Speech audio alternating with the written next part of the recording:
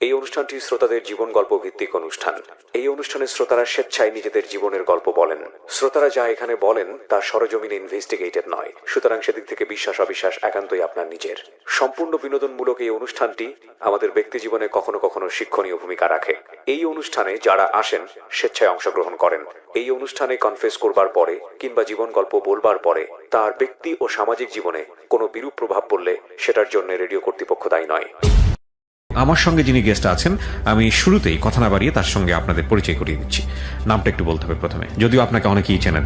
আমি ইফাতারা নার্গিস। ইফাতারা নার্গিস, আপনাকে অনেকেই চেনেন, বাংলাদেশের অনেক মানুষ আপনাকে চেনেন আপনার গানের কারণে, আপনার গুণের কারণে। সেগুলো আমাদের অনুষ্ঠানে নিশ্চয়ই উঠে আসবে, কিন্তু আমাদের অনুষ্ঠানে যেসব ফর্মালিটিস আছে, যে নামটা নিজের মুখে বলতে হয়, বাকি যে বিষয়গুলো আছে, জন্ম জেলা কোথায়, এগুলো একটু বলতে হবে আমাকে। জন্ম জেলাটা কোথায়? আমার অরিজিনাল জন্ম চাঁপাইনবাবগঞ্জে। চাঁপাইনবাবগঞ্জে। আচ্ছা, এখন বয়স কত, বর্তমান বয়স যদি আপনার বলতে কোনো সমস্যা না? 64। 64, মাশাআল্লাহ, আল্লাহ আপনাকে দীর্ঘজীবী করুক। আমরা শুরু করতে চাই একেবারে ছোটবেলা থেকে, যেখান থেকে মনে পড়ে। জন্ম তো যেখানে হয়েছে শুনেন, নানার বাড়িতে, চাঁপাইনবাবগঞ্জ। তারপরে আমার মা যেখানে, ওখানে স্কুলে চাকরি করতেন, সেই তো আমার মায়ের সাথেই থাকতাম। আমার বাবা চাকরি করতেন, তিনি দিনাজপুর, তারপরে এই সমস্ত এলাকায়, ঠাকুরগাঁ, এই সমস্ত এলাকায় বাবা চাকরি করতেন। তারপরে বড় হয়ে আমরা যখন বড় হলাম, স্কুলে ভর্তি হওয়ার একটা ব্যাপার আছে, তখন আমরা রাজশাহী শহরে শিফট করে গেলাম সবাই। বাবা কি করতেন, মানে কোথায় জব করতেন? আমার বাবা ল্যাবরেটরি স্কুলে হেডমাস্টার ছিলেন। আচ্ছা, টিচার ছিলেন। আমার মাও টিচার ছিলেন। কয় ভাই বোন ছিলেন আপনারা? আমরা 7 ভাই বোন অ্যাকচুয়ালি। একটা ভাই মারা গিয়েছে 75 সালে। তারপরে এখন আমরা 5 ভাই 1 বোন। আপনি কি সবার বড় ছিলেন? না, আমি 4 নাম্বার, বড় 3 জন, মাঝে আমি, ছোট 3 জন। ও আচ্ছা আচ্ছা, তো ঠিক আছে। বাবা শিফট হয়ে আসলেন যখন রাজশাহী আসলেন, তখন বয়স কত আপনার? তখন আমার বয়স মনে হয় 4 বছর কি 5 বছর। মানে স্কুলে পড়েন না বা যান না এরকম? তখন স্কুলে যাইনি আর কি, হয়তো বা এরকম হবে। ওই জায়গাটা ছিল হচ্ছে শেখপাড়া বলে, রাজশাহীতে যে মিউজিয়ামটা আছে, মিউজিয়ামের পেছনে, ওখানে আমরা থাকতাম। আর তারপরে ওখানে বড় হওয়া। তারপর 4-5 বছর বয়স যখন, তখন এরকম সময়ে আমাদের বাড়িতে আমার একটা চাচাতো ভাই আসেন, কি বলে, মাজারুল হান্নান, খোকা বড় ভাই। আমাদের বংশের মধ্যে, সারা বংশের মধ্যে উনি সবচেয়ে বড়। এই 4-5 বছর বয়সে তখন আমার চাচাতো ভাই আমাদের বাসায় এসে উঠলেন, সেই শেখপাড়ার বাসাতে। উনি একটা জায়গায় চাকরি করতেন, এবং উনি খুব গান গাইতে পারতেন ভালো, এবং উনি একটা স্কুলে ভর্তি হয়েছিলেন, সুরবানী সঙ্গীত বিদ্যালয়। তো উনি গান শিখতেন, এবং ওনার একটা হারমোনিয়াম ছিল আমাদের বাড়িতে, উনি হারমোনিয়াম বাজিয়ে গান করতেন। তো আমি দূর থেকে দেখতাম যে ভাই গান করছে, আমার ভীষণ ভালো লাগতো। তারপরে উনি যখন চলে যেতেন, চলে যাওয়ার পরে আমি উনি যেগুলি গান প্র্যাকটিস করতেন, উনি যে সারেগামা প্র্যাকটিস করতেন, সেটাও আমি প্র্যাকটিস করতাম। দেখি উনি শুনে, আমি কিন্তু দেখি না উনি কিভাবে করেছে, বা একদম নিজস্ব গতিতেই আমি একেবারে হারমোনিয়াম বাজানো, সারেগামা পাধানিসা করছি। উনি একদিন এসে, অফিস থেকে এসে দেখে আমি হারমোনিয়াম বাজাচ্ছি। কি ব্যাপার, তুই কিভাবে শিখলি? বলে, আমি তো আপনাকে দেখলাম তাই শিখলাম। তোর গলা তো দারুণ। তখন উনি বললেন, ঠিক আছে চল আমার ওস্তাদজির কাছে নিয়ে যাই তোরে। পরে উনি সুরবানী সঙ্গীত বিদ্যালয়ে আমার নিয়ে গেলেন। আমার ওস্তাদজি আব্দুল আজিজ বাচ্চু, উনি এখন নেই, প্রয়াত। তো ওনার স্কুলে নিয়ে গিয়ে আমাকে বললো যে আমার চাচাতো বোন, ওরা গান শোনেন একটু। কি গিয়েছিল না সেটা মনে আছে? হ্যাঁ, মায়াবন বিহারিণী। একটু শোনাবেন আমাদেরকে খুব ছোট করে, খালি গলায়, কেমন লাগে শুনতে? মায়াবন বিহারিণী হরিণী, গহন স্বপন সঞ্চারিণী, কেন তারে ধরি বারে করি পণ অকারণ, মায়াবন বিহারিণী। আমার গলা শুনে ওস্তাদজি বলেন কি যে, ও মাই গড, এ তো গলা সাংঘাতিক। এখন তো আমার বয়স হচ্ছে, গলা কিছুই নেই আমার আসলে, কিন্তু তখন তো আমার গলা ছিল অন্যরকম। যাই হোক, উনি শোনার পরে বললাম, আমাকে ওস্তাদজি আমাকে ছাত্রী হিসেবে ভর্তি করে নিল স্কুলে। তারপরে রেগুলার স্কুল যাতায়াত করলাম। এরকম সময় ধরেন পরবর্তী পর্যায়ে গান চলছে, বড় হচ্ছে, আমি স্কুল পড়ি, স্কুল 6-7 পড়ি, তখন কম্পিটিশন হলো একটা। সেই কম্পিটিশন হলো তখন পাকিস্তান আমলে না, এরকম কম্পিটিশন হতো আমাদের। যেমন এখন স্কুল কলেজে সাংস্কৃতিক সপ্তাহ হয়, তখন রাষ্ট্রীয়ভাবে ওই সাংস্কৃতিক সপ্তাহ হতো। জেলা ডিসি অফিস থেকে, ডিসি শিক্ষা, এনারা অ্যারেঞ্জ করতেন জিনিসটা। তো প্রত্যেকটা স্কুল থেকে ছেলে মেয়েরা পার্টিসিপেট করতে একটা অডিটোরিয়ামে অ্যারেঞ্জ করা হতো, এবং সেখানে আমি গান গাইতে গিয়েছি, এবং আমি কম্পিটিশন নাম দিয়েছি। তখন থানা, মহকুমা, জেলা, বিভাগ, তখন তো 4টা বিভাগ ছিল সেই সময়, ইস্ট পাকিস্তানের সময়। তো আমি গান করেছি, এবং প্রত্যেকটা বিভাগে 7টি বিষয়, আধুনিক গান, নজরুল, রবীন্দ্র, লালন গীতি, ভাওয়াইয়া, হামদ, নাতে রসুল, আর ক্লাসিক্যাল, মোট 7টা বিষয়ে আমি ফার্স্ট। অর্থাৎ থানায় ফার্স্ট, মানে সব পুরস্কার আপনার সব ঘরে? পুরস্কার আমার কাছে। তারপরে আবার যখন সেকেন্ড টাইম আবার একটা জায়গায় গেলাম, মহকুমায় হলো, তখন আমি among the all I am first সব বিষয়ে। একটা দুটোতে হয়তো সেকেন্ড হয়েছি আমি, নাহলে অধিকাংশ ক্ষেত্রে আমি চ্যাম্পিয়ন হয়েছি। এর পরবর্তী পর্যায়ে আবার বড় হলাম, যখন আরেকটু বড় 8-9-এ পড়ি, তখন আবার একটা সারা দেশব্যাপী ইস্ট পাকিস্তান পুরোটাই কম্পিটিশন হবে, এরকম হলো। এইরকম ভাবে স্তরে স্তরে হতে হতে কিন্তু আমি বিভাগে চ্যাম্পিয়ন হলাম, কিন্তু ইস্ট পাকিস্তান চ্যাম্পিয়ন হতে আমি পারিনি। এই কারণে তখন ওই সময়টাতে ক্লাস 9-10-এ বোধহয় পড়াশোনা কিছু একটা ছিল, ওই জন্য আর হয়নি। তবে সেই সময় নুরুন্নাহার লাভলি আপা বলে একজন, উনি চ্যাম্পিয়ন হয়ে গেলেন। হ্যাঁ। আচ্ছা। তারপরে আমি এসএসসি পাশ করলাম 1971 সালে, মুক্তিযুদ্ধের সময় আমরা অর্গানাইজার হিসেবে, সঙ্গীত শিল্পী হিসেবে পাড়ায় পাড়ায় সংগঠিত করেছি মানুষকে, এই কাজগুলিও করেছি। পরবর্তী পর্যায়ে বাংলাদেশ স্বাধীন হওয়ার পরে এসএসসি পাশ করলাম, কলেজে ভর্তি হলাম, ইন্টারমিডিয়েট পাশ করলাম, অনার্সে ফার্স্ট ইয়ারে ভর্তি হলাম। আমার মায়ের ছোটবেলার একটা বন্ধু ছিল, তার বাড়ি হচ্ছে মুন্সিগঞ্জ, পোস্ত বাউসিয়া। তো আমার মা কলকাতায় পড়াশোনা করতেন 43 সালে, তার বান্ধবী, সেই সময়কার 43 সালের বান্ধবী, তাদের বাড়ি ময়মনসিংহ। তাদের সাথে যে আসা যাওয়া ছিল, সেগুলো ছোটবেলায় এগুলো আমরা অতটা গুরুত্ব দিইনি, জানিও না, বলতেও পারবো না। আমার বাবা 1963 সালে যখন ইয়েতে গেলেন, ইংল্যান্ডে গেলেন, এডিনবরায় হায়ার স্টাডি করতে, ওই সময় আমার মায়েরা, আমরা সবাই মিলে ঢাকা এসেছিলাম। ওই সময় বোধহয় আমার মা ময়মনসিংহ গিয়েছিল সম্ভবত তার বান্ধবীর সাথে দেখা করতে। পরবর্তী পর্যায়ে আমরা সেই সময় বাড়ি চলে গেলাম। আর পরবর্তী পর্যায়ে আবার ধরেন বাংলাদেশ স্বাধীন হওয়ার পরে যখন আমি এসএসসি এইচএসসি পাশ করে ইউনিভার্সিটিতে ভর্তি হলাম, ফার্স্ট ইয়ারে ভর্তি হয়েছি মাত্র, তখন আমার মায়ের ওই বান্ধবীর সাথে মায়ের যোগাযোগ হয়েছে। আবার তার একটা ছেলে ছিল আমার মায়ের বান্ধবীর, সেই ছেলে কৃষি বিশ্ববিদ্যালয়ে পড়তে, ইঞ্জিনিয়ারিং পড়তো। তারপরে ওনারা ছেলেটাকে দেখেন নাই? আমি কিছুই দেখিনি, আমার মা দেখেছে। আচ্ছা। তারপরে আমার মা চলে গেছে, বাড়ি চলে গেছে, রাজশাহী চলে গেছে। পরবর্তী পর্যায়ে ওনারা যোগাযোগ করে, কিভাবে ওনাদের সাথে যোগাযোগ হয়েছে, আমাদের বাড়িতে বেড়াতে এসছে, রাজশাহী বেড়াতে এসছে ছেলে সহ।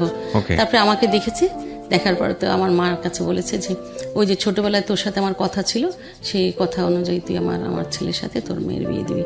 তো ওনারা দেখার পরে আর কি আমার মাকে প্রপোজাল দিল। আপনি তখন ইন্টার পাস করেছেন? হ্যাঁ, তখন ইউনিভার্সিটি মাত্র ফার্স্ট ইয়ারে ভর্তি হয়েছে, ক্লাসও শুরু হয়নি, এরকম আর কি অবস্থা। কোথায় পড়তেন আপনি? Rajshahi university social work department. Social work. আচ্ছা আচ্ছা। Social work department. তো এরপরে ওনারা এরকম প্রপোজাল দিল। তারপরে আমার মা আব্বা চিন্তা ভাবনা করলো, করার পরে তারপরে আমি যখন ইন্টারমিডিয়েট, তখন ফার্স্ট ইয়ারে পড়ি অনার্স, সেই সময় না আমার বিয়ে দিয়ে দিল ওনারা। ওমা, আপনার কাছ থেকে কোনো ওপিনিয়ন নিল না? কিভাবে হলো? আপনাকে সেগুলো বলে দিল? না, বললো, আমাকে জিজ্ঞেস করলো কিভাবে হতো, আমরা একটু জানার দরকার। আজকাল তো আমার বাবা আমার পছন্দ, আমাকে বললে পছন্দ, আমি কি বলবো, হ্যাঁ ঠিক আছে। আপনার কোনো পছন্দ ছিল না? আমার কোথাও কোনো পছন্দ ছিল না, মানে ওই সময় পর্যন্ত প্রেম ভালোবাসা একদম না, কিচ্ছু করে নেই। আজকে আমাকে তো যারা দেখছেন, রেডিওতে শুনছেন তারা তো শুনছেন, দেখার কোনো বিষয় না, কিন্তু যারা আমাদের ইউটিউব চ্যানেলে দেখছেন www.youtube.com/iloveDhakaFM, এবং এটার অডিও ফরম্যাট আপনারা পাবেন www.youtube.com/DFM904।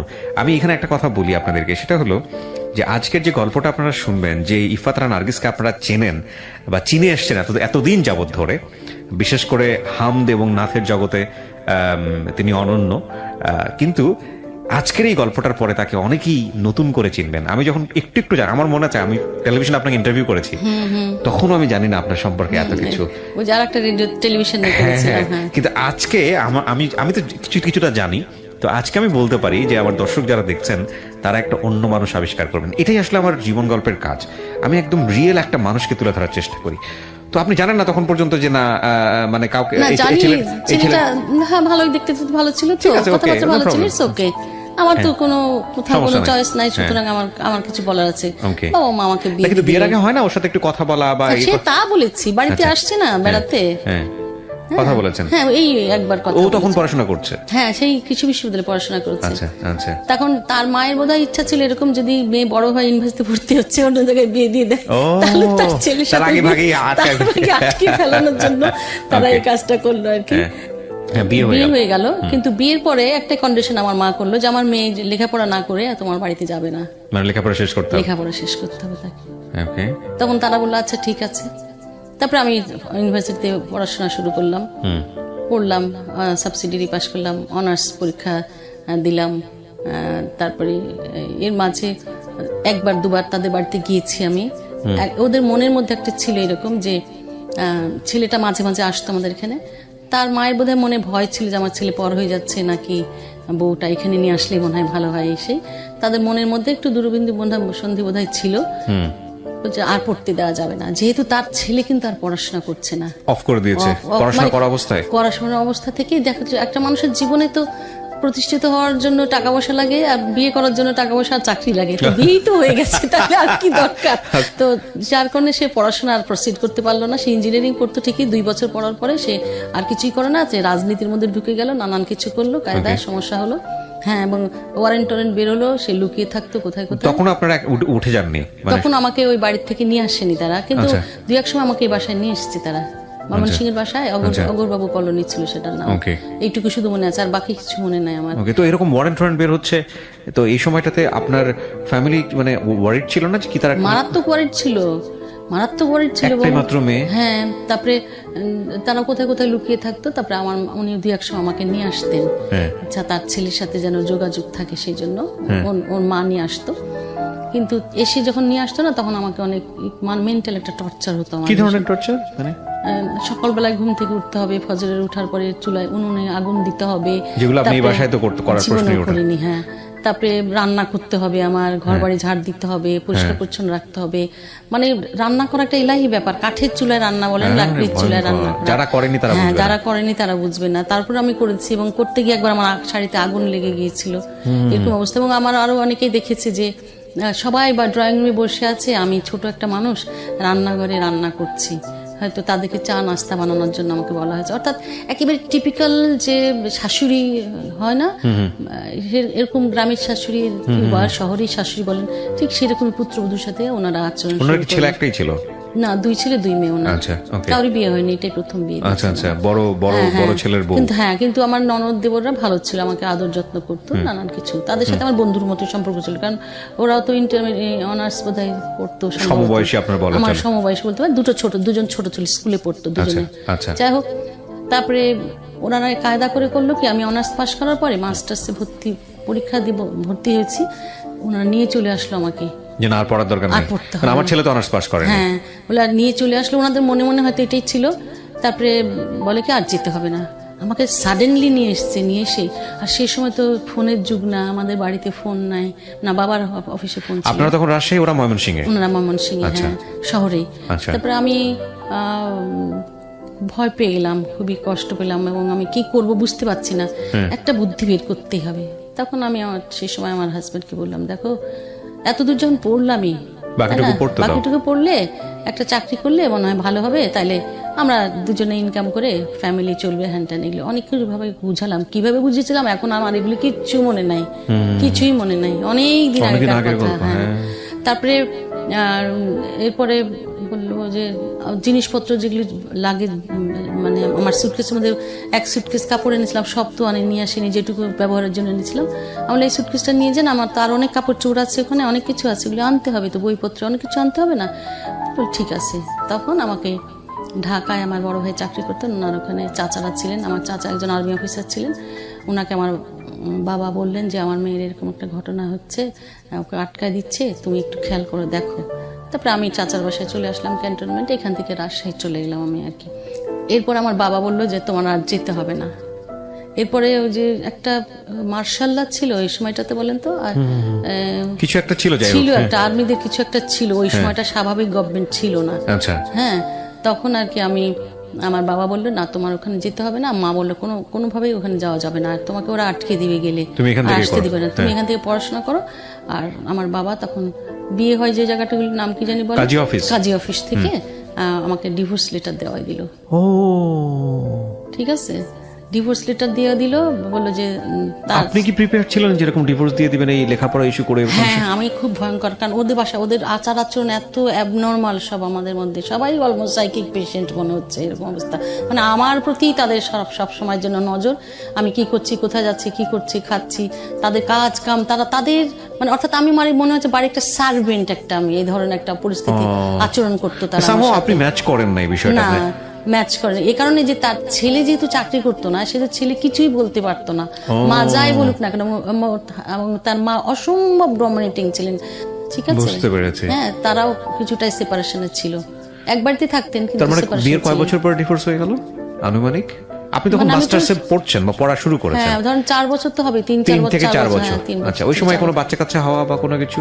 হ্যাঁ আমার একটা দুইটা ইস্যু হয়েছিল, হ্যাঁ। কিন্তু miscarriage হয়ে যায় বা- মিসক্যারেজ হয়ে গেছে, তারপরে আর ছিল না এরপরে পরবর্তী পর্যায়ে। আচ্ছা, যাই হোক, তারপরে আমি বাড়িতে রাজশাহী চলে যাওয়ার পরে আমার বাবা মা সিদ্ধান্ত নিল, মানে divorce তো আমার divorce-ই হয়ে গেল, এরপর যোগাযোগ হয়নি। স্ট্রেট আমি ওনাদের ওখানে ডিভোর্স লেটার পাঠিয়ে দিলাম। আচ্ছা। ঠিক আছে, প্রিয় দর্শক, এরপরে ওরা কি করলো, ওদের কিছু গয়না বিয়েতে দিয়েছিল, গয়নাপাতি ছিল, সেগুলো যেন ওরা আমাদের উপরে খুব টর্চার করা শুরু করলো, মানে যোগাযোগ করা শুরু করলো। আমার বড় ভাই ঢাকায় চাকরি করতেন, ডিআইটি তে ওনার অফিস ছিল, এই অফিসে ও আসতো, এসে বলতো আমাদের যে সমস্ত গয়নাপাতি আছে এগুলো দিয়ে দিতে বলেন।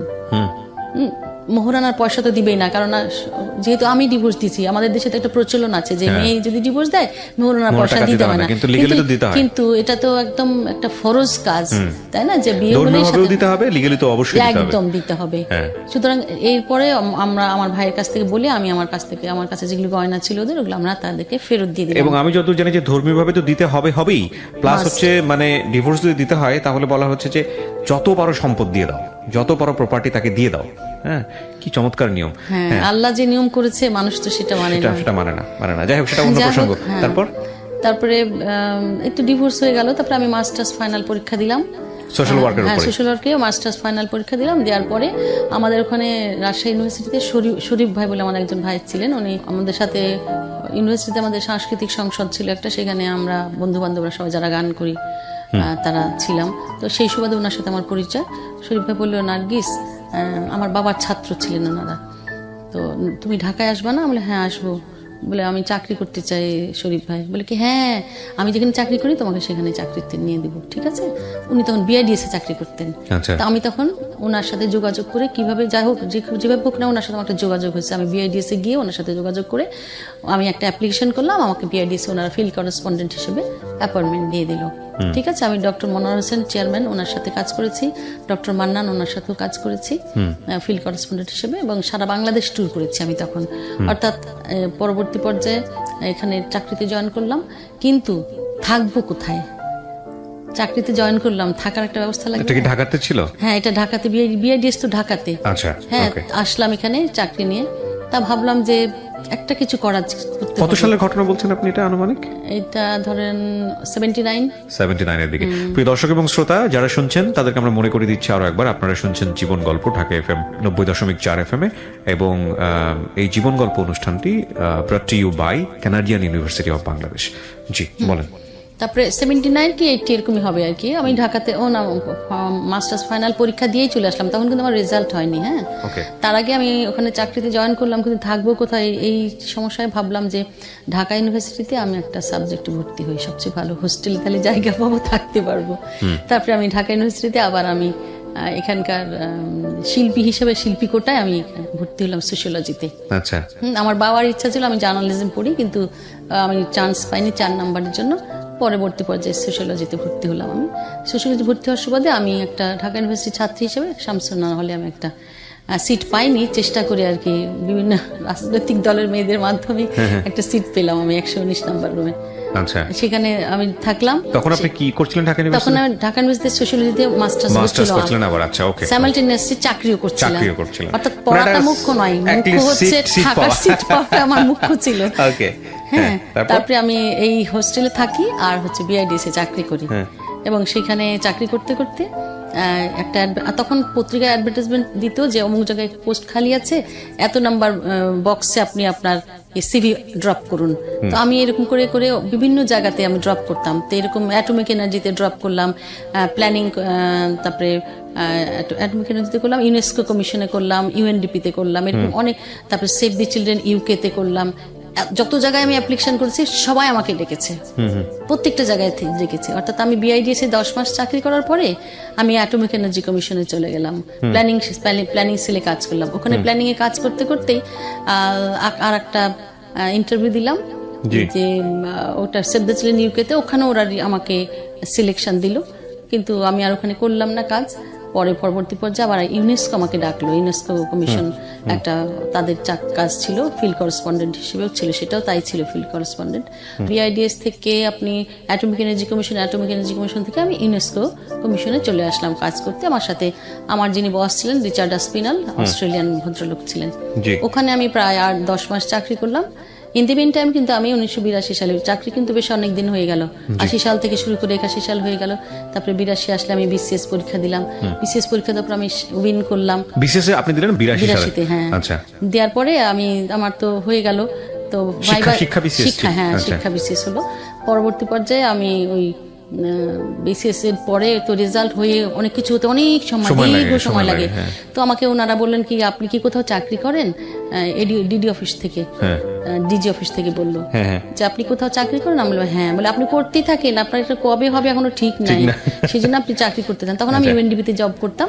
তখন বেশ আমাদের তখন বেশ মানে আমাদের রেমুনারেশনটা খুব ভালো ছিল, খুবই ভালো ছিল, স্ট্যান্ডার্ড ছিল।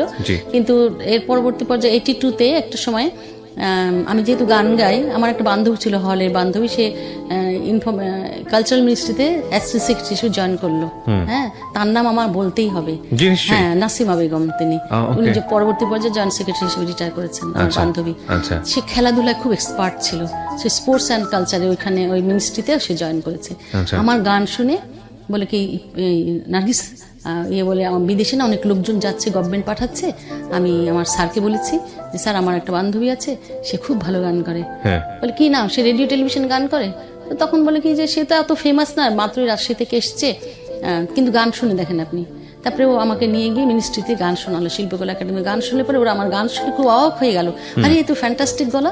হ্যাঁ, সিলেকশন দেওয়া হলো। তখন তারা আমাকে বাইরে যাওয়ার জন্য, তখন নর্থ কোরিয়া যাওয়ার জন্য আমাদের সিলেকশন দিয়ে দিল। আমি তো ইউনেস্কো কমিশনে কাজ করছি, তো তখন ইউনেস্কো ওনারা আমাকে বললো যে আমি তো ন্যাশনাল স্টাফ ছিলাম, বললাম যে আমার তো এরকম একটা সিলেকশন হয়েছে, আমি দেশের বাইরে যাবো, আমার 1 মাস ছুটি দিতে হবে। তো ওনারা বললেন না, আমরা তোমাকে ছুটি দিতে পারবো না। তা বললাম তাহলে আমি চাকরি ছেড়ে দেবো, কারণ বিদেশে যাওয়ার একটা এত বড় একটা সুযোগ গভর্নমেন্টের পক্ষ থেকে, আমি কি চাকরি ছেড়ে দিলাম জানেন। চাকরি ছেড়ে দিলে পরে আমি এই 1 মাসের জন্য আমরা চলে গেলাম কোরিয়া। আমরা 26 জন প্রতিনিধি ছিলাম, আমরা গিয়েছিলাম শিল্পকলা একাডেমি থেকে। এবং আমি ওদের দেশে গিয়ে ওখানে লোকাল গান শিখেছি, সেই 5টা গান জানি আমি কোরিয়ান ল্যাঙ্গুয়েজে, জানেন। এবং তারা ওখানে গিয়ে আমি যে প্রোগ্রাম করেছি, আমাদের কিম ইল সুং এর 71তম জন্মদিন ছিল, সেই হিসাবে আমাদের এখান থেকে তারা নিয়ে গেছিল ওখানে। আমি প্রথমে চায়না হয়ে ক্যান্টনে প্রথম আমরা নামলাম। এটাই প্রথম বিদেশ যাত্রা? এটা প্রথম বিদেশ যাত্রা আমার সরকারের পক্ষ থেকে প্রথম। তো আমি এই প্রসঙ্গে একটু কথা বলে রাখি। ছোটবেলায় আমি স্বপ্ন দেখতাম যে আমি একজন সিঙ্গার হব, অনেক বড়, যেখানে বড় বড় মঞ্চে স্টেজে আমি গান করব, নাম করা শিল্পী হব। তো এটা মনে আমার ঘুমিয়ে স্বপ্ন নয়, সত্যি মনে মনে স্বপ্ন ছিল। এবং একদিন স্বপ্নে দেখি যে আমি শিপে করে, ওই যে জলযোগে আর কি, শিপে করে আমি কোন চীন দেশ চলে যাচ্ছি। এবং ইন্টারেস্টিং যে আমার ফার্স্ট ভিজিট কোরিয়া হলেও প্রথম আমি কিন্তু নেমেছি ক্যান্টনের চায়নাতে। স্বপ্ন সত্যি হলো। এবং আমি যখন প্লেনের ইয়ে থেকে বের হয়েছে দেখেছি না, তখন আমি বললাম আমার সেই স্বপ্ন সত্যি হয়ে গেল। হ্যাঁ, সেই ছোটবেলায় স্বপ্ন দেখেছিলাম, সেই স্বপ্ন আমার সত্যি হলো। এবং সেখানে আমরা নামলাম এবং সেখান থেকে প্রোগ্রাম করলাম 26 দিন আমরা প্রোগ্রাম করে। অর্থাৎ আমি চাকরি ছেড়ে দিয়ে কোরিয়া চলে গেলাম, 1 মাস থাকলাম, ওখান থেকে ফিরে এসে তখন আমি ক্লাস করলাম। তখন আমি আর বিআইডিএস, কোথাও তো আমার চাকরি নাই, তখন আমি এই মাস্টার্সে আমি ক্লাস করতাম, সোশ্যালজি ডিপার্টমেন্টে ক্লাস করতাম। এখানে আমি আমার অনেকগুলি বন্ধু বান্ধব পেয়েছি। সিফাত মঞ্জুর ছিল। বিসিএস এর নিয়োগ হয়নি না, তখনও হয়নি। 1 বছর 10 মাস পরে আমার পোস্টিং হয়েছে, পরীক্ষা দেওয়ার, সিলেকশনের পরে। বিসিএস এ তো 4টা স্তর থাকে, তাই না? এগুলো হয়ে আসতে আসতে 1 বছর 10 মাস। কোথায় হলো পোস্টিং আপনার? পরে পোস্টিং বদরুন্নেসা কলেজে ফার্স্ট পোস্টিং হয়েছে আমার, লেকচারার হিসেবে। কি পড়াতেন আপনি? আমার সাবজেক্ট সোশ্যাল ওয়ার্ক। আচ্ছা। তারপর ইচ্ছা ছিল যে আমি অ্যানথ্রোপোলজি পড়বো, আসলে এটা পিএইচডি করবো, এই ধরনের একটা হায়ার স্টাডি করার একটা স্বপ্ন ছিল আর কি আমার। সেই জন্য এসে সোশ্যালজি ভর্তি হলাম। পরবর্তী পর্যায়ে পড়া আর হলো না, যখন আমার পোস্টিং হয়ে গেল, তখন আমি হোস্টেল তো আমাকে ছাড়তে হবে, ঢাকার মধ্যে বদরুন্নেসা কলেজে। তখন 1750 টাকা স্কেল ছিল, 750 মাত্র। হ্যাঁ, তখন 750 টাকাতে মোটামুটি গরু টরু কিনে ফেলা যেত নাকি? না, তখন 1 কেজি চালের দাম 4 টাকা ছিল। ঠিকই ছিল, ন্যাশনালি বলা চলে। কিন্তু সেই সময়কার গভর্নমেন্ট অফিসার এখনকার রাত দিন পার্থক্য আছে। তারপরে আমাদের 5 টাকায় 1 কেজি গরু মাংস পাওয়া যেত। ওরে বাবা, ঠিক আছে, এখন তো 600 টাকা দাম, তাই 600 না? টাকা কেজি। সো এই যে একটা ডিফারেন্স, তা আমি ভাবলাম যে আমার চাকরি যখন যেহেতু নাই, আমি তখন না ইয়েতে হোস্টেলে, মানে যে সময়টুকু আমি ইন বিটুইন বলি, আমার বিআইডিএস এ চাকরি ছেড়ে দেওয়ার পরে, কোরিয়া যাওয়ার পরে আমার চাকরি নাই যখন, তখন কিন্তু আমি ক্লাস করতাম রেগুলার। জি। এই সময় আমার অনেকগুলি বন্ধু বান্ধব হয়েছে। আমার বন্ধু গোলাম কুদ্দুস, আমার বন্ধু সিফাত মঞ্জুর গান করে, তারপরে এর মধ্যে সাদিয়া আফরিন মল্লিক, এরকম আরো অনেক বন্ধু বান্ধবীরা আমার আছে, যাদের সাথে ফাহিমা খাতুন, এরা আমাদের সব বন্ধু বান্ধব। মাউসি ডিজি ছিলেন উনি পরবর্তী পর্যায়ে। তো এরকম বন্ধু বান্ধব পেয়েছে, আমার অ্যাসোসিয়েশন খুব সুন্দর। আর আমি তো গান গেয়ে মৌজ করে রাখি একদম, মানে যেখানে থাকি আমি সেই জায়গাটা জমায় রাখি আর কি আমি। তো এরকম পরে কলেজ জয়েন করে গেলাম। তারপরে কোথায় থাকবো, ওই যে হোস্টেল থেকে উঠে গিয়ে তখন নীলক্ষেতে আমি একটা জায়গায় সাবলেট থাকতাম। 750 টাকা বেতন পেতাম, আর ওই নীলক্ষেতে একটা ঘর সাবলেট আমি 500 টাকা দিতাম। 250 টাকা আমার হাতে থাকতো। কিন্তু একটা আমার প্লাস পয়েন্ট ছিল, আমি যেহেতু গান গাইতাম, ওই কিছু আসতো। গান গেয়ে আমার অনেকগুলি পয়সা, আমার হাত খরচ সব এসে যেত, খাওয়া দাওয়ার খরচ টরচ সব এসে আমাদের যেত। সোসাইটিতে হয় কি, একটা বিয়ে হয়ে যাওয়ার পরে খুব তাড়াতাড়ি পরিবার থেকে চাপ দেয় যে আরেকটা বিয়ে যদি হয়ে যায় এরকম। আপনার ক্ষেত্রে কি না হলো? না, আমার ক্ষেত্রে এরকম ছিল বাবা মার একটা, কিন্তু সেরকম একবার যেহেতু একটা দুর্ঘটনা দুর্ঘটনা ঘটে ঘটেছে, গেছে। সেহেতু তারা অপেক্ষা করছিল দেখা যাক কি হয়। আচ্ছা। তারপরে যা হোক, পরবর্তী পর্যায়ে আমি যখন একটু স্ট্যাবলিশড হয়ে গেলাম, তখন ওই জায়গাটাতে আমি থাকতাম নীলক্ষেতে। সেখান থেকে রেগুলার ক্লাস করতাম বদরুন্নেসা কলেজে। এই করতে করতে ধরেন আমার 1 বছর চাকরি জীবন হয়ে গেলো, 1 বছর 6 মাস যখন, এরকম সময় আমার একজন ইয়ে ছিল। আমি যখন ইউনেস্কোতে কাজ করতাম, তখন ইউনিসেফের এক বড় ভাই ছিলেন, উনি ওখানকার পিআরও ছিলেন, আকিল খান। হ্যাঁ, উনি আমাকে ধর্মবোন বানিয়েছিলেন। ওনার বাড়ি ছিল গোয়া। বাংলাদেশে ওনার কোনো আত্মীয় স্বজন ছিল না, কিন্তু উনি বিয়ে করেছিলেন খুব বড় একটা পরিবারের, সঞ্জিদা খাতুন আপার এক বোনের সাথে তার বিয়ে হয়েছিল। উনি দৈনিক বাংলার ফটোগ্রাফার ছিলেন। তো এই বড় ভাই আর কি আমাকে গুরু মানে ইয়ে বোন, মানে ধর্ম বোন বানিয়ে তখন বললো, ইফাত তুমি একা একা ঘুরে বেড়াও, আমার খারাপ লাগে, তুমি বিয়ে করবা। আমাকে উনি সারাক্ষণ এই একটা কথাই বলতো। তা আমি বললাম যে আপনি তো জানেন আমার এরকম একটা বিয়ে হয়েছিল আগে, তো সেটা চিন্তা করেন তারপরে আপনি বলেন। না, আমার একটা ভাই আছে, আমি তোমাকে দেখাবো, ঠিক আছে? তো বলে তুমি ওনার ইউনিসেফ একটা প্রতিদিন লাঞ্চে অফিস থেকে লাঞ্চ খাওয়ানো হতো আর কি। আমার ইউনেস্কো তো তাই ছিল। হ্যাঁ, ওখানেও লাঞ্চ খাওয়ানো হতো, ইভিনিং টি, মর্নিং টি সব হতো আর কি। তো তুমি এসো। তো একদিন ওনার অফিসে আমি গেলাম। তো গেলে পরে একজনকে দেখালো, এক ভদ্রলোক আসলো, দেখালো, কথা টথা বললো, চলে গেল, দ্যাটস অল। তারপরে আর কিছু উনি কিন্তু আমাকে বলে না যে কেউ তোমাকে দেখতে আসবে কিংবা এই ধরনের কোনো আগে থেকে কোনো হিন্ট দেয়নি, কিছুই বলেনি। তো সে কথাবার্তা বলে, বেশ ভালোই কথাবার্তা বলে, বেশ কথা জমিয়ে রাখতে পারে এইরকম। তারপরে ভাইয়া বললো কয়েকদিন পরে, এরপরে আমি বললাম, আকিল ভাই এই ভদ্রলোক প্রায় আসে কেন অফিসে? তো বলে কি যে তোমাকে দেখতে আসে। বলে তাই নাকি? কেন? তখন আপনি ইউনিসেফে? তখন ইউনিসেফে না, কিন্তু আমি লাঞ্চ আওয়ারে ইউনিসেফে ইউনিসেফে বাইরে চলে আসতাম। 27 নাম্বার আমার অফিস, আর ইউনিসেফ হচ্ছে 13 নাম্বারের ওই আচ্ছা আচ্ছা, মানে আপনি জয়েন করে ফেলছেন বিসিএস এ? না, কোথাও জয়েন করিনি আমি। তো তখন কোথাও জয়েন করেন নাই? তখন আমি ইউনেস্কোতে কাজ করি, কিন্তু জয়েন করিনি। মানে বিসিএস এর জয়েন করেন নাই তখন? না, তখনই জয়েন করিনি, কিন্তু ইউনিসেফে কাজ করতাম। ওই সময়কার ঘটনা আপনাকে বলছি, একটু ফ্ল্যাশব্যাকে গেলাম আপনাকে। তো সেটা হচ্ছে যে উনাই আমার সাথে এই পরিচয় করে দিয়েছিলেন ওই ভদ্রলোকের সাথে। তো পরিচয় হয়ে থাকলো। তারপরে পরবর্তী পর্যায়ে আমি যখন ইউনেস্কোর চাকরি ছেড়ে দিয়ে আবার কলেজে জয়েন করলাম, বদরুন্নেসা কলেজে জয়েন করলাম, 1 বছর হয়ে গেল। তখন উনি ফোন দিত, ইফাত তুমি আসো আমার এখানে লাঞ্চ খেতে আসো, তোমাকে তো মনে পড়ে, তুমি এখানে থাকতে আসতে প্রায় মাঝে মাঝে, আসো। তা ওনার ওখানে আমি যখন যেতাম তখনই দেখি ভদ্রলোক আসতেন। প্রথমে আমি বুঝি নাই, পরবর্তী পর্যায়ে আমাকে ওনার চলে যাওয়ার পরে পরবর্তী পর্যায়ে বললো যে ইফাত এরকম তুমি তো একা একা ঘুরে বেড়াচ্ছ, তুমি আমার বোন, আমার ধর্ম বোন, তোমার জন্য আমার একটা কিছু চিন্তা করতে হয়, তো আমি আঙ্কেল আন্টির সাথে কথা বলবো, এরকম বলেছে। বলবেন? বলে কি হ্যাঁ। কার জন্য বলবেন? বলছে এই যে ভদ্রলোক আসে, এটা কি তোমার পছন্দ হয়নি?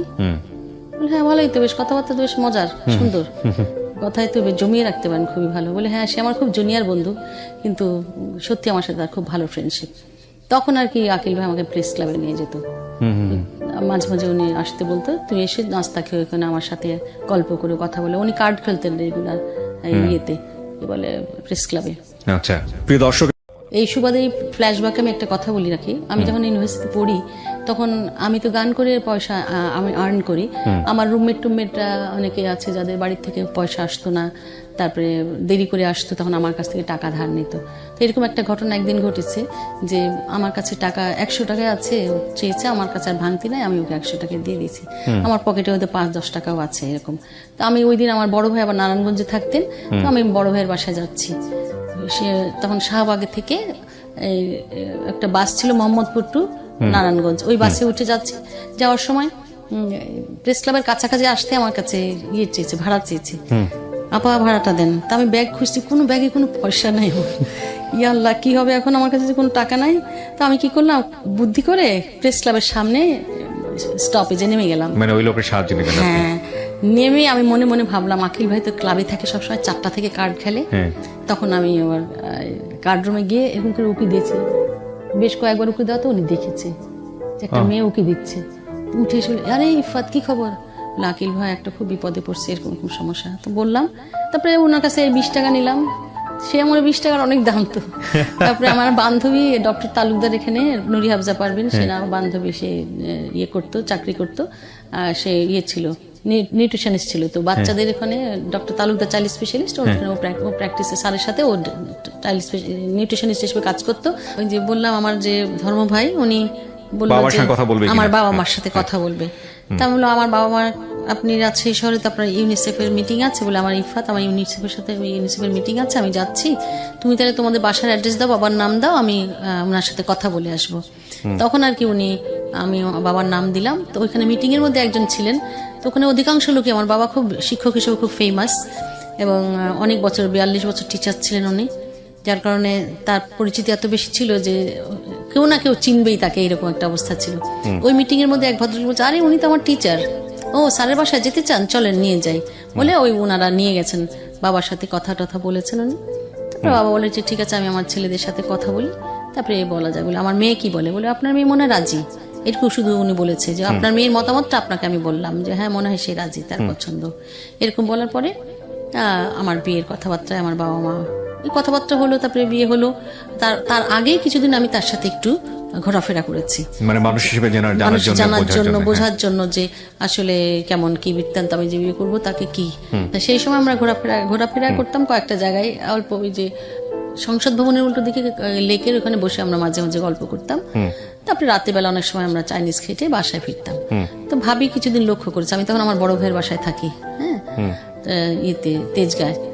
তো ভাবি বলে কি যে ব্যাপারটা কি, তুমি আজকাল বেশি লেট করে আসো কলেজ থেকে, সেই নানান কিছু। তো আমি তারপরে ভাবিকে বললাম, ভাবি এরকম একটা ঘটনা, তুমি কি বলো। তো বলে আব্বা আম্মার সাথে কথা বলতে হবে তাইলে। তারপরে আব্বা আম্মার সাথে কথা বললে, আমার বাবা মা আসলো, ঢাকায় আসলো, তারপরে ছেলের সাথে বসে কথা টথা বললো। আমার মা একদিন ওই লেকের পারে আমি যেখানে কথা বলতাম, আমার মাকে নিয়ে গেলাম, নিয়ে গিয়ে ওনার সাথে কথা বলালাম। বলার পরে আমার মা বললো যে ঠিক আছে, আমরা আমাদের পক্ষ থেকে আমরা রাজি, এনগেজমেন্ট করতে হবে। তো ছেলে বলে কি হ্যাঁ আমরা একটা এনগেজমেন্ট করতে চাই, আমিও আমার ফ্যামিলিকে এখনো বলি নাই। তো যাই হোক, তারপরে সে নিজেই বলছে, যেহেতু সে বাড়ির সে বড় ছেলে, তার কোনো গার্জেন নাই, আসলে মা আছে কিন্তু সে নিজেকেই নিজে গার্জেন মনে করে, তার উপরে আর আসলে যে অনেক কিছু কেউ আছে তা নেই। তার একটা কাজিন সিস্টার ছিল, তাকে সে খুব মানতো, হয়তো তাকে গিয়ে সে বললো হ্যাঁ খুব ভালো কথা, চলো যাই আমরা সবাই মিলে আংটি পরিয়ে আসি। তখন সে আংটি কিনে নিল, তার বাড়িতে বলল, তারা রাজি হলো। তাদের বাড়িতে এই বড় ছেলে যা বলবে তাই, তার কথার এদিক ওদিক কেউ হবে না, সুতরাং ছেলে যা বলছে সেটাই ঠিক, মা বোনেরা সবাই মিলে রাজি। কিন্তু এই জায়গাটা একটু কথা বলতে হবে যে ওনার কিন্তু আগেও একটা বিয়ে হয়েছিল এবং সেখানে তার ওয়াইফ তাকে ডিভোর্স দিয়ে চলে গেছে, ঠিক আছে। এই কথাগুলি আমাদের গোপন ছিল না, সেটা আমাকে বলেছিল। না বলেনি, কিন্তু আমাকে প্রথমে বলেছিল, বলার পরে আমার ভাই, আমি আমার ফ্যামিলিকে বললাম, তারা বললো আচ্ছা ঠিক আছে। তো আপনারও আছে, হ্যাঁ, সেই জন্য তারা উনি জানতো আপনার বিষয়গুলো, উনি জানতো, হ্যাঁ সব জানতেন, হ্যাঁ। কোনো কিছু গোপন করা হয়নি। পরবর্তী পর্যায়ে তখন আমাদের এই এনগেজমেন্ট হলো 17 ডিসেম্বর 1984 সাল। আচ্ছা। তারপরে ওনারা টাইম নিল, বললো যে আমরা এত তাড়াতাড়ি আমি বিয়ের গোছাতে পারবো না, কারণ আমি যে চাকরি করি তাতে খুবই স্বল্প বেতনে আমি চাকরি করি, আমার পক্ষে 6 মাসের আগে বিয়ে করা সম্ভব না। আমাকে বিয়ে মানে কি তুলে নেওয়া সম্ভব না? না না, তখন না, বিয়েই করেনি তখন, শুধু রিং দেওয়া করা হলো।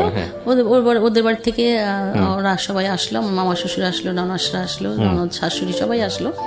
আসার পরে এনগেজমেন্ট হলো। ধরেন 20-25-30 জন লোক মিলে বাড়িতে একটা আয়োজন হলো।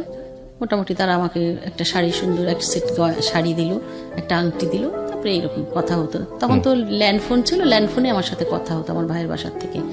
মাঝে মাঝে উনি ফোন করতো, প্রায়শই করতো। তো আমার বড় ভাইয়েরা বলতো যে উনি অফিসের ফোনে ফোন করি, এটা আমার জন্য একটু বিড়ম্বনার বিষয়, তুমি বলে দিও এখানে যেন ফোন না করলেই ভালো হয়। আমি বললাম যে এরকম আমার ভাইয়ের বাসার ল্যান্ড ভিতরে তো ফোন নাই, অফিসে ফোন, আমার গিয়ে ধরতে হয়, তো একটু অসুবিধা, আমার মনে হয় তুমি না ফোন করলে ভালো হয়।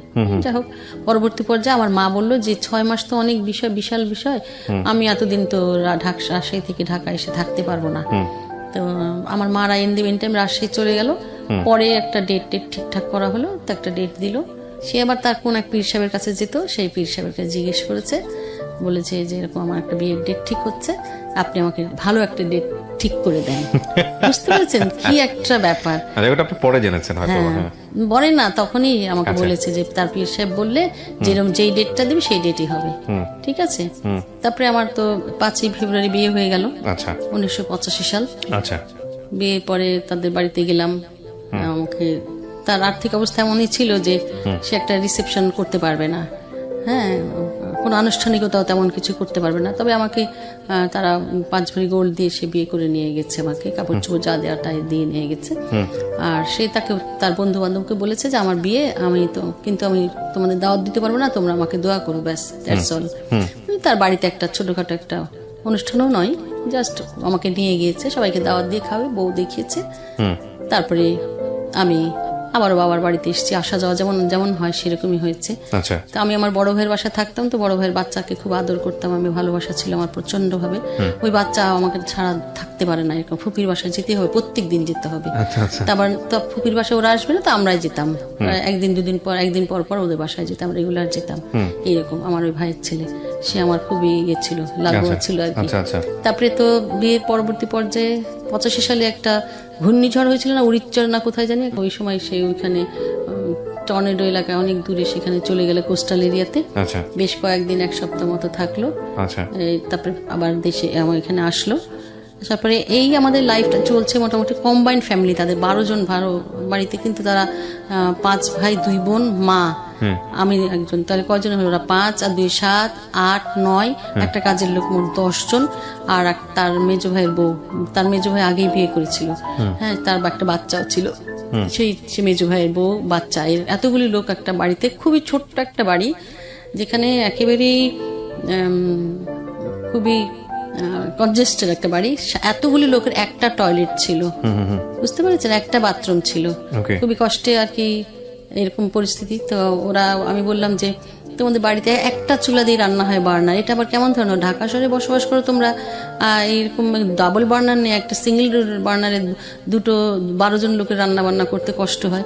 তো আমাকে সে আবার বলেছিল যে তোমাকে আমি একটা আগে থেকে বলে দিই, সেটা যে তোমার রান্নাঘরে যাওয়ার দরকার নেই, মানে কিচেনে যেতে হবে না, তুমি কিচেনে যেতে পারবে। তখন কি আপনি জয়েন করেছেন বিসিএস এ? না, তখন জয়েন করে ফেলেছেন, অফিস করতে হয়। হ্যাঁ, আমার তো তখন 1.5 বছর তখন চাকরি হয়ে গেছে আমার। আপনার বিষয়টা কি তাহলে? আপনার বাবাও শিক্ষক ছিলেন, আপনার মাও শিক্ষক ছিলেন, এবং আপনিও শিক্ষক? আমি শিক্ষক, আমার গ্র্যান্ডফাদারও শিক্ষক, আমার বড় ভাই শিক্ষক, ভাবি শিক্ষক, মেজো ভাই শিক্ষক। আমার লাস্ট 200 ইয়ার্স আমার ফ্যামিলিতে এডুকেটেড। আমার গ্র্যান্ডফাদারের ফাদার ওই টিচার ছিলেন। চিন্তা করতে পারেন ওরা কতটা বনেদি ফ্যামিলি, মানে মনোজাগতিক জায়গাটা থেকে। ওকে, তারপরে তো এই যে ধরেন রান্নাঘরে যেতে হবে না আমাকে বললো। তো আমি যাই না, ওদের একটা বুয়া ছিল, সে খুবই ভালো ছিল, তো রান্না বান্না করে খাওয়া দিত, খাবার। তো আমাদের একটা প্র্যাকটিস ছিল কি জানেন, যে আমরা সকালবেলা ঘুম থেকে উঠে আমরা নাস্তা খেতাম না, রেডি। আমার 8:30টায় ক্লাস ছিল, তো সে আমাকে কলেজে রাখতে যেত, বদরুন্নেসা কলেজে, ফকিরাপুল থেকে বদরুন্নেসা কলেজে রাখতে যেত। তো তখন যাওয়ার পথে প্রেস ক্লাবে আমরা মর্নিং এ নাস্তা খেয়ে তারপরে কলেজে যেতাম। আবার কলেজ থেকে ব্যাক করার সময় আমাকে যখন 2:30-3টার সময় নিয়ে আসতো, তখন প্রেস ক্লাবে লাঞ্চ করে তারপরে বাসায় আসতাম। এটা একটা কিছুটা নিয়ম ছিল। পরবর্তী পর্যায়ে, কেননা ওই যে বাসায় রান্না বান্না করার ওই ঝামেলা, ওটা থেকে আমাকে মুক্ত রাখতে চেয়েছে, সেই জন্য হয়েছে। পরবর্তী পর্যায়ে যখন ওদের ওই ছোট বাড়িটা ভাঙবে, ওরা হাউস বিল্ডিং অ্যাপ্লিকেশন করেছিল, হাউস বিল্ডিং লোন স্যাংশন হয়েছে, তখন বাড়ি ভাঙবে, তো কোথায় থাকবে? তখন ওখানে একটা প্রেস ক্লাবের সামনে একটা ফটো জার্নালিস্ট অ্যাসোসিয়েশনের বাড়ি ছিল, সেখানে নিয়ে গিয়ে আমাদের সবাইকে উঠালো। আমরা সেখানে উঠে চলে গেলাম। তারপর তাদের অরিজিনাল বাড়িটা ভাঙা হলো। এর পরবর্তী পর্যায়ে আমি আবার অ্যাপ্লিকেশন করলাম গভর্নমেন্টের কাছে। আমি যদি সরকারি চাকরি করি, আমি তো ইচ্ছা করলে আমি সরকারি বাসায় থাকতে পারি।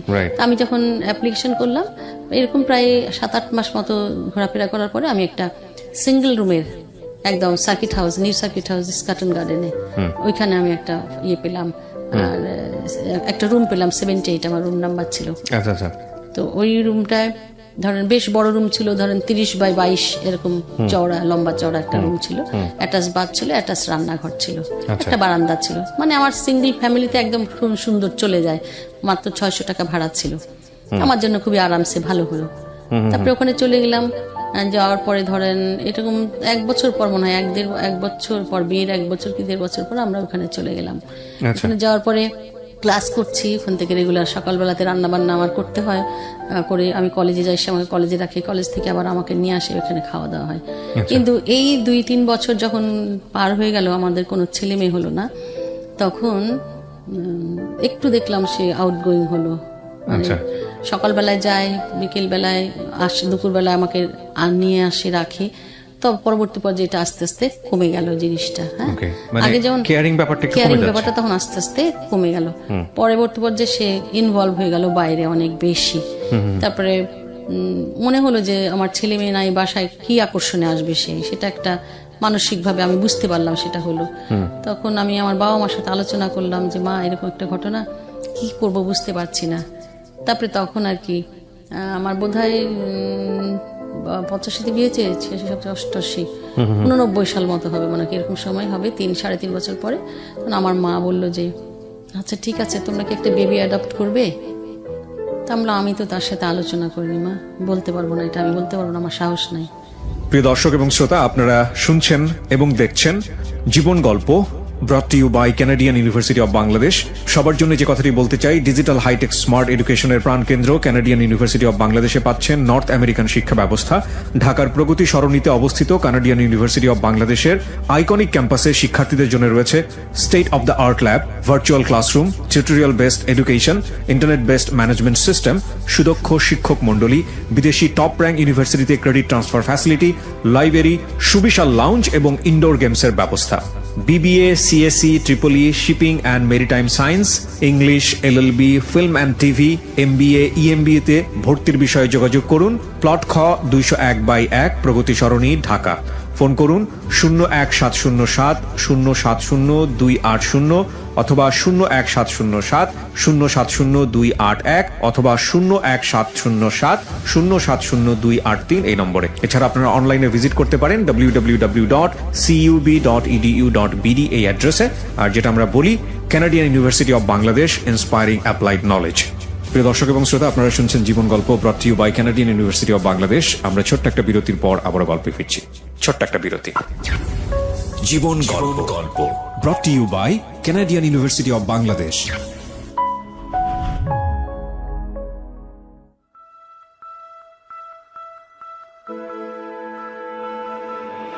Love,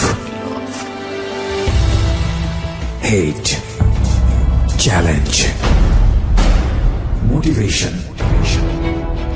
lies, truth, impossible, virtue, morality, something beyond entertainment. Welcome to my stage of reality. Stay tuned. Sunday and Wednesday with me, RJ Kibriya, only on Dhaka FM 90.4.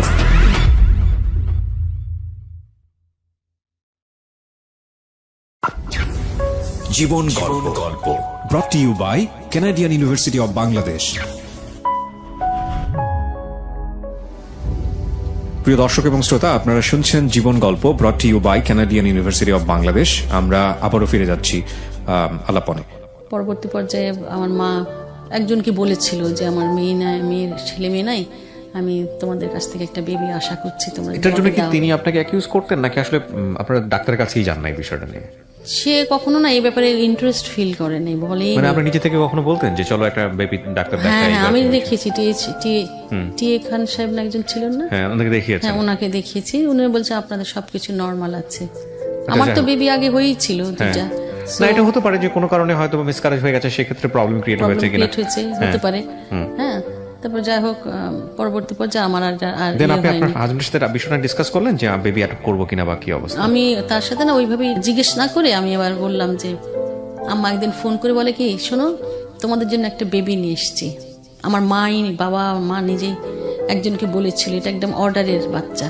আচ্ছা আগে থেকেই যে আগে থেকে বলা হয়েছিল যে তোমার একটা বেবি নাও, ওদের 5টা না 6টা বাচ্চা আছে, আচ্ছা এই বাচ্চাটা হলে আমি সাথে সাথে নিয়ে আসবো। আচ্ছা আচ্ছা এইভাবে তাকে আনা হয়েছিল। এবং সে আমার মামাতো ভাই, ও আমার মামাতো ভাই খালাতো বোন। আচ্ছা হ্যাঁ, তারা আমার ব্যাপারটা খুব ফিল করতো, সেই জন্যই তারা এই ব্যাপারটা তারাই করতো, নাহলে নিজের বাচ্চা তো নিশ্চয়ই কেউ দেয় না। ওরা আমার জন্য, আমার বোন যেহেতু, আমার ভাই যেহেতু, তারা আমার জন্য ফিল করেছে, সেই জন্য তারা তৈরি করে বেবিটা আমার মার কাছে দিয়ে দিয়েছে। আমরা যখন তাকে বলেছি তখন সে খুব খুশি হয়ে গেছে। ওকে, তখন কিন্তু সে আর না করে নাই। তখন আর কি ইন দি মিন টাইম আমাদের সে মোটরসাইকেল কিনেছে, সেটাও আমি কিনে দিয়েছি। আবার এরপরে আমরা একটা গাড়ি কিনেছি এই পান্না কায়সার আপার কাছ থেকে। তারপরে আমাকে বললো যে চলো আমরা, পান্না কায়সার মানে শমী কায়সারের মা? জি, শমী কায়সারের মা, আমার কলিগ ছিলেন উনি, বদরুসা কলেজে আমার কলিগ ছিলেন অনেক বছর। ওকে, হ্যাঁ, ওনার সাথে আমার খুব হৃদ্যতা ছিল, ভীষণ আপন বোনের মতো, এখনো আছে। হ্যাঁ, আচ্ছা তারপর সমীর আমার বাসা খুব আসা যাওয়া ছিল। মাশাআল্লাহ, ঠিক আছে। তারপরে বললাম যে আম্মা এরকম আমাদের জন্য একটা বেবি নিয়ে এসছে, চলো যাই নিয়ে আসি। বলে হ্যাঁ চলো যাই, খুব খুশি সে। তারপরে গাড়ি চালায় আমরা নিয়ে চলে আসলাম, বাড়ি গেলাম, সেখান থেকে আমরা বেবি নিয়ে আসলাম। নিয়ে আসার পরে সে তার মা বাবা ভাই বোন সবাইকে খবর দিল, তারা সবাই খুব খুশি। ঠিক আছে, তারা কিন্তু কেউ অখুশি নয়, প্রত্যেকেই খুব খুশি। আচ্ছা, তারপরে এই তো বেবি নিয়ে চলে আসলাম, অতটুকু ছোট্ট একটা বেবি, সেটা একেবারে বড় হলো দিনে দিনে। তাকে প্রচন্ড ভালোবাসতো, সে প্রচন্ড ভালোবাসতো আমার মেয়েটাকে। আর কি বলবো, আশপাশে প্রতিবেশীরাও সবাই খুব আদর করতে, দেখতে খুব সুন্দর ছিল সে, ভীষণ সুন্দরী ছিল। তো এই দিন গেল। তারপর পরবর্তী পর্যায়ে আস্তে আস্তে দেখি আমার মেয়েও বড় হচ্ছে ঠিকই, কিন্তু আমার হাজবেন্ডের কিন্তু আউটগোয়িং ব্যাপারটা বেড়ে যাচ্ছে আস্তে আস্তে, আচ্ছা আস্তে আস্তে বাড়ছে। এবং সে তখন আমাকে একেবারেই কেয়ার করছে না। একদিন এরকম হয়েছে যে সে আমাকে উইদাউট এনি ইনফরমেশন, সে রাত্রি 11:30 12টা বাজে, শীতকালের দিন, নভেম্বর মাস, তখন সে বাসায় আসে নাই। তখন আমি তার এক কলিগের বাসায় ফোন করেছি। তখন ভাবিকে বললাম, ভাবি আপনি কি জানেন আপনার ভাই কোথায় গেছে, আপনার হাজবেন্ড কোথায় গেছে? বলে হ্যাঁ জানি তো, আজকে তো জার্মান এম্বাসিতে ওদের আজকে ককটেল পার্টি আছে, ওখানে গেছে। এগুলো বলে যেত না? না, কোনোদিন কখনো আমাকে বাসা থেকে বেরোনোর সময় বলে যেত না কোথায় যাচ্ছে, মানে প্র্যাকটিসই ছিল না বিষয়গুলো। তার এই বিষয়টা প্র্যাকটিসই ছিল না। আচ্ছা, তো আমাদের যেমন, আমি এখনো বাড়ি থেকে বেরোলে, আমি আমার কাজের মেয়ে বাসায় আছে, আমি তাকে বলে আসি আমি এখন বের হচ্ছে, আমি রেডিওতে যাচ্ছি। তো এরকম, কিন্তু তাদের কোনো ওই বাড়ি কোনো প্র্যাকটিস নাই বোধহয়, এরকম হয়তো ফ্যামিলি প্র্যাকটিস নাই আর কি তাদের। এই জন্য সে বলে কখনো যেত না। তবে যখন আমার মেয়েকে যাওয়ার সময় আর কি, মেয়ে হয়তো সি অফ করার জন্য গেটে গেছে, তখন হয়তো টাটা বাই বাই বললো, খোদা হাফেজ বললো, তখন বলতো। মেয়েকে কিন্তু সে রেগুলার বলতো, ঠিক আছে, কিন্তু আমাকে কখনো বলতো না। হয়তো আমি যদি ঘরে আছি বলে যেত না আমি বেরোচ্ছি, আমি যাচ্ছি, কোনোদিন বলতো না। আমি স্কাটন গার্ডেন ওই বাসায় থাকলাম অনেকদিন, অনেক, ধরেন প্রায় 88 সাল থেকে শুরু করে, 87 সাল থেকে শুরু করে একদম 94 সাল পর্যন্ত, 95 সাল পর্যন্ত আমি ওখানে ছিলাম। তো আমার সাথে এর মধ্যে ইন দি মিন টাইম কিন্তু তার সাথে একটা ডিস্টেন্স ক্রিয়েট হয়ে গেছে অলরেডি, মানসিক গ্যাপ, একদম মানসিক গ্যাপ শুরু হয়ে গেছে অনেকভাবে। সেটা হচ্ছে সে অনেক বেশি টাইম বাইরে স্পেন্ড করে। এবং আমি ফোন করি, বা অফিসে ফোন করি, যে Bangladesh Times office land phone, তখন ফোন করি যে উনি কোথায়, বলে সে তো অনেকক্ষণ আগে চলে গেছে, ঘন্টা দুয়েক তো হয়ে গেছে। তারপরে অনেক পরে বিষয়টা যেটা বুঝি, মানে আমি নিজেও তো বিবাহিত, মানে বিষয়টা যেটা বুঝি যে আপনি তাকে মিস করতেন একটা পার্টিকুলার টাইমের জন্য হোক, বা আপনাকে কিছুটা কোম্পানি দিয়ে কিছুটা কেয়ার করতে, ওই জিনিসগুলো মিসিং হয়ে গেল। আমি তো কোম্পানির জন্যই বিয়ে করলাম, নাহলে তো আমি চাকরি করি, রোজগার করি, আমার কি আর দরকার ছিল কিছু? আমার খাওয়ানো পড়ানোর জন্য তো কাউকে দরকার ছিল না, কিন্তু আমি কম্পেনিয়নের জন্য বিয়ে করেছি। সেই কম্পেনিয়নটাই আমার চলে গেল, অর্থাৎ সে বাইরে এত ইনভলভ হয়ে গেল এত ইনভলভ হয়ে গেলো তার অফিসের কলিগদের সাথে, মহিলা কলিগদের সাথে, অন্য অন্য অফিসের মহিলা কলিগদের সাথে, অনেক নানান জায়গাতে, প্রেস ক্লাবে, মানে অর্থাৎ তার বান্ধবীর কোনো শেষ নাই। কেন তখন যখন তার কিছুই ছিল না তখন আমি ছিলাম। তখন আমাকে বলেছিল যে তুমি যদি আমার সাথে সহযোগিতা না করো তাহলে আমি সংসার চালাতে পারবো না, আমি অনেক অল্প পয়সায় চাকরি করি। কিন্তু যখন সে তখন গাড়ি কিনে ফেললো, মোটরসাইকেল কিনে ফেললো, এত কিছু হয়ে যাচ্ছে, আস্তে আস্তে দেখছি তার ডেভেলপমেন্ট হচ্ছে, তখন তার বান্ধবী জুটে গেল অনেক। তখন ওই গাড়ি নিয়ে এসে বান্ধবী নিয়ে সাভার ঘুরে বেড়াচ্ছে, এখানে ঘুরে বেড়াচ্ছে, ওইখানে বেড়াচ্ছে। এগুলোকে আপনি প্রমাণ পেতেন নাকি আপনি এমনিই বলছেন? না না, আমি দেখেছি। দেখেছেন? হ্যাঁ দেখেছি। আর দু একজনের বাসাতে আমি নিজে সরাসরি গিয়ে দেখেছি যে ওই বাসাতে আছে। ইনসিডেন্টও এগুলো হয়েছে? ঘটে, এমন ঘটনা ঘটেছে যে আমি ওই বাসায় গিয়েছি, দুবার গেছি, দুবারই ওনাকে আমি ওই বাসায় পেয়েছি, 3 বার গেছি ওই বাসায় পেয়েছি, 4 বার গেছি ওই বাসায় পেয়েছি। ঠিক আছে, এরকম ছিল। আপনি এগুলো নিয়ে তাকে চার্জ করতেন না যে তুমি এখানে কেন? আমি বলেছি তাকে, একদিন বললাম যে এরকম যে তুমি করছো, যদি ভবিষ্যতে আমি যদি খারাপ হয়ে যাই, আমি যদি আউটগোয়িং হয়ে যাই, then you will be responsible for that situation. তখন আমার কোনো দোষ থাকবে না, কিন্তু আমি বলে দিলাম। যখন এই কথাগুলো আমি বলতাম তখন কিন্তু সে কয়েকদিন ঠিক থাকতো, তারপরে আবার সে এরকম চেঞ্জ হয়ে যেত। কারণ ওই যে বাইরের লোকজন তাকে খুব নক করতো অনেক বেশি।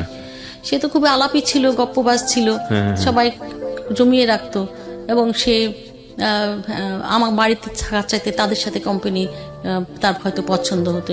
এবং দেখা গেল সে এক জায়গায় বাইরে থেকে ফিরেছে, ঢাকায় ফিরে আমাকে সময় না দিয়ে সে চলে গেল বান্ধবীর বাড়িতে।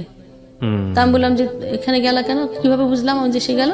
রুমানাকে সাথে নিয়ে গেল, আমার আমাদের মেয়ে আর কি, যে আমার বাচ্চা অ্যাডপ্ট করেছিলেন, যে বাচ্চার কথা বললাম, সেই বাচ্চাকে নিয়ে সেই বাসায় গেছে। সে এসে আবার আমাকে রিপোর্ট করছে, বলছে। তারপরে মেয়ের বার্থডে অন্য বান্ধবীদের বাসায় পালন হচ্ছে। মেয়ের বার্থডে অন্য বাসায়, বান্ধবীদের বাসায় না, অন্য বাসায় পালন হচ্ছে। মহাদূরত্ব মানে কি, মারাত্মক ভাবে। এই পরবর্তী পর্যায়ে আমি বললাম যে তুমি যে এরকম বাইরে বাইরে ঘুরে বেড়াচ্ছ, কতজনকে নিয়ে ঘুরে বেড়াচ্ছ, ঠিক আছে? আমাকে তো অনেকে এসে ফোন করে, বলে ভাবি আপনার জন্য তো এই জিনিসটা পাঠাইছি, আপনি পাইছেন? কে বলছেন? বলে অমুক জায়গায়। কেন, আপনি ভুলে গেলেন আমাকে? কার্ড দিয়ে গেলেন যে। ভাই দিয়ে গেল? কোথায় কার্ড দিলাম, কোথায় গেলাম? ওই যে কি যেন একটা জায়গার নাম বলে, সেখানে। না আমি তো যাইনি। বলে না না ভাবি আপনি এসেছিলেন, আমার ভাই আর বাড়িতে। মানে অন্য কাউকে নিয়ে গেছে, সে ভাবি। হ্যাঁ এরকম। তারপরে এক বাসায় একজন আমাকে বলল কি, আপা ইফাত আপা আপনি আসেন না কেন? বলে কোথায় আসবো? বলে আমাদের বাসায়। তোমাদের বাসায় কেন আসবো? বলে কেন, আপনার উনি গান শুনতে আসে আমাদের বাসায়। বলে তাই নাকি? জানি না ওনার কে আছে একজন, সে তাকে নিয়ে উনি গান শুনতে আমাদের। অর্থাৎ মুজরা শুনতে যাওয়া, গান শুনতে যাওয়া, উনি এগুলি পছন্দ করছেন, যাচ্ছেন, কিন্তু আমি গান গাইলে সমস্যা। ঠিক আছে। তারপরে যখন আমি গান গাওয়া একদমই ছেড়ে দিয়েছিলাম, যে ঘর সংসার করবো, ঠিক আছে, গান গাইতে আমার অনেক সময় ব্যয় করতে হয়, রাত বিরেতে কাজ করতে হয়, যেতে হয়, তো এগুলি করবো না, ছেড়ে দিয়েছি। তখন কিন্তু সে আবার আমাকে বলতো তুমি গান করতে যাও না কেন? দূর, ওইগুলো আমাকে নিতে যেতে হয়, করতে হয়, ঝামেলা হয়, করবো না। বলে না না গান করো। তবে কেন সে বলতো আমি জানি না, বলতে পারবো না, গান করো, পরে আবার তুমি আমাকে বলবে আমার জন্য তুমি গান ছেড়ে দিচ্ছ। কিন্তু আসলে তো ঘটনাটা অন্য জায়গায় মোড় নিচ্ছিল। সেটা হচ্ছে যে আমি তাকে কিন্তু একটা দিয়েছিলাম, শান্টিং দিয়েছিলাম, বলেছিলাম যে আমি যদি তোমার মতো এরকম অন্য একটা কোনো ছেলে নিয়ে ঘুরি তো আমি তোমার দেখিয়ে দেবো, আমি আরেকজন ছেলেকে নিয়ে আমি ঘুরবো, হ্যাঁ তুমি তোমার তখন কেমন লাগে সেটা আমি দেখতে চাই। তখন আমি একজনকে নিয়ে এরকম কিছুদিন যখন বাইরে গেছি, বাসায় ডেকেছি, আমি তো বাড়িতেই ডাকতাম, উনি এসে দেখতো। তারপরে উনি খুব মেজাজ করতো আর কি, তারপরে এটা বুঝতে পারতো আর কি। সে পরবর্তী পর্যায়ে এটা নিয়ে এসে আমার সাথে ভীষণ ঝগড়াঝাটি, দ্বন্দ্ব কলহ, তিক্ততার শেষ পর্যায়ে চলে আসছে। তারপরে তো এরকম মেয়ে দেখছে এগুলি সবই। তারপরে সে পরবর্তী পর্যায়ে আবার সরকারি বাসা ইস্কাটন থেকে শুরু করে আমি আবার বেলিরোডের বাসায় গেলাম। বেলিরোডে তখন 3 রুমের বাসা পেলাম আমি, সেই বাসা আমি উঠলাম। সেখানে আমার কাজের লোক ছিল একজন, পার্মানেন্ট বুয়া থাকতো। তারপরে পরবর্তী পর্যায়ে মেয়েকে আমরা স্কুলে ভর্তি করলাম, সেকেন্ডারি টিউটোরিয়ালে ভর্তি করার পরে মেয়ে পড়াশোনা করছে ওখানে ক্লাস 5 পর্যন্ত পড়াশোনা শেষ করে এই পরবর্তী পর্যায়ে এসে দেখলো যে বাড়ি ভাড়া বাসা থাকছি আমরা অনেকদিন সরকারি বাসায়। আমার বেতনের পয়সা থেকে কিন্তু সব টাকা কেটে যাচ্ছে। আচ্ছা, ঠিক আছে। তো আমাকে কিন্তু সে কোনো কাপড় চোপড় কিনে দেওয়া, শখ করে কোনো কিছু দেওয়া বা কোনো টাকা পয়সা হাতে দেওয়া, বেতন গেলে যখন তার কম বেতন ছিল তার পয়সা সংসার চলতো না, আমার পয়সা অ্যাড করতে হতো, তখন কিন্তু সে আমাকে পয়সা দিত, রাখতে দিত। কিন্তু যখন বেশি পয়সা বেতন পাওয়া শুরু করলো তখন থেকে কিন্তু এই বিষয়টি আর থাকলো না। অর্থাৎ সে নিজেরটা সে নিজেই বেয়ার করে, নিজেরটা নিজেই সে হিসাব নিকাশ সে তার কাছে রাখে, আমার কাছে আর কোনো কিছুই রাখে না।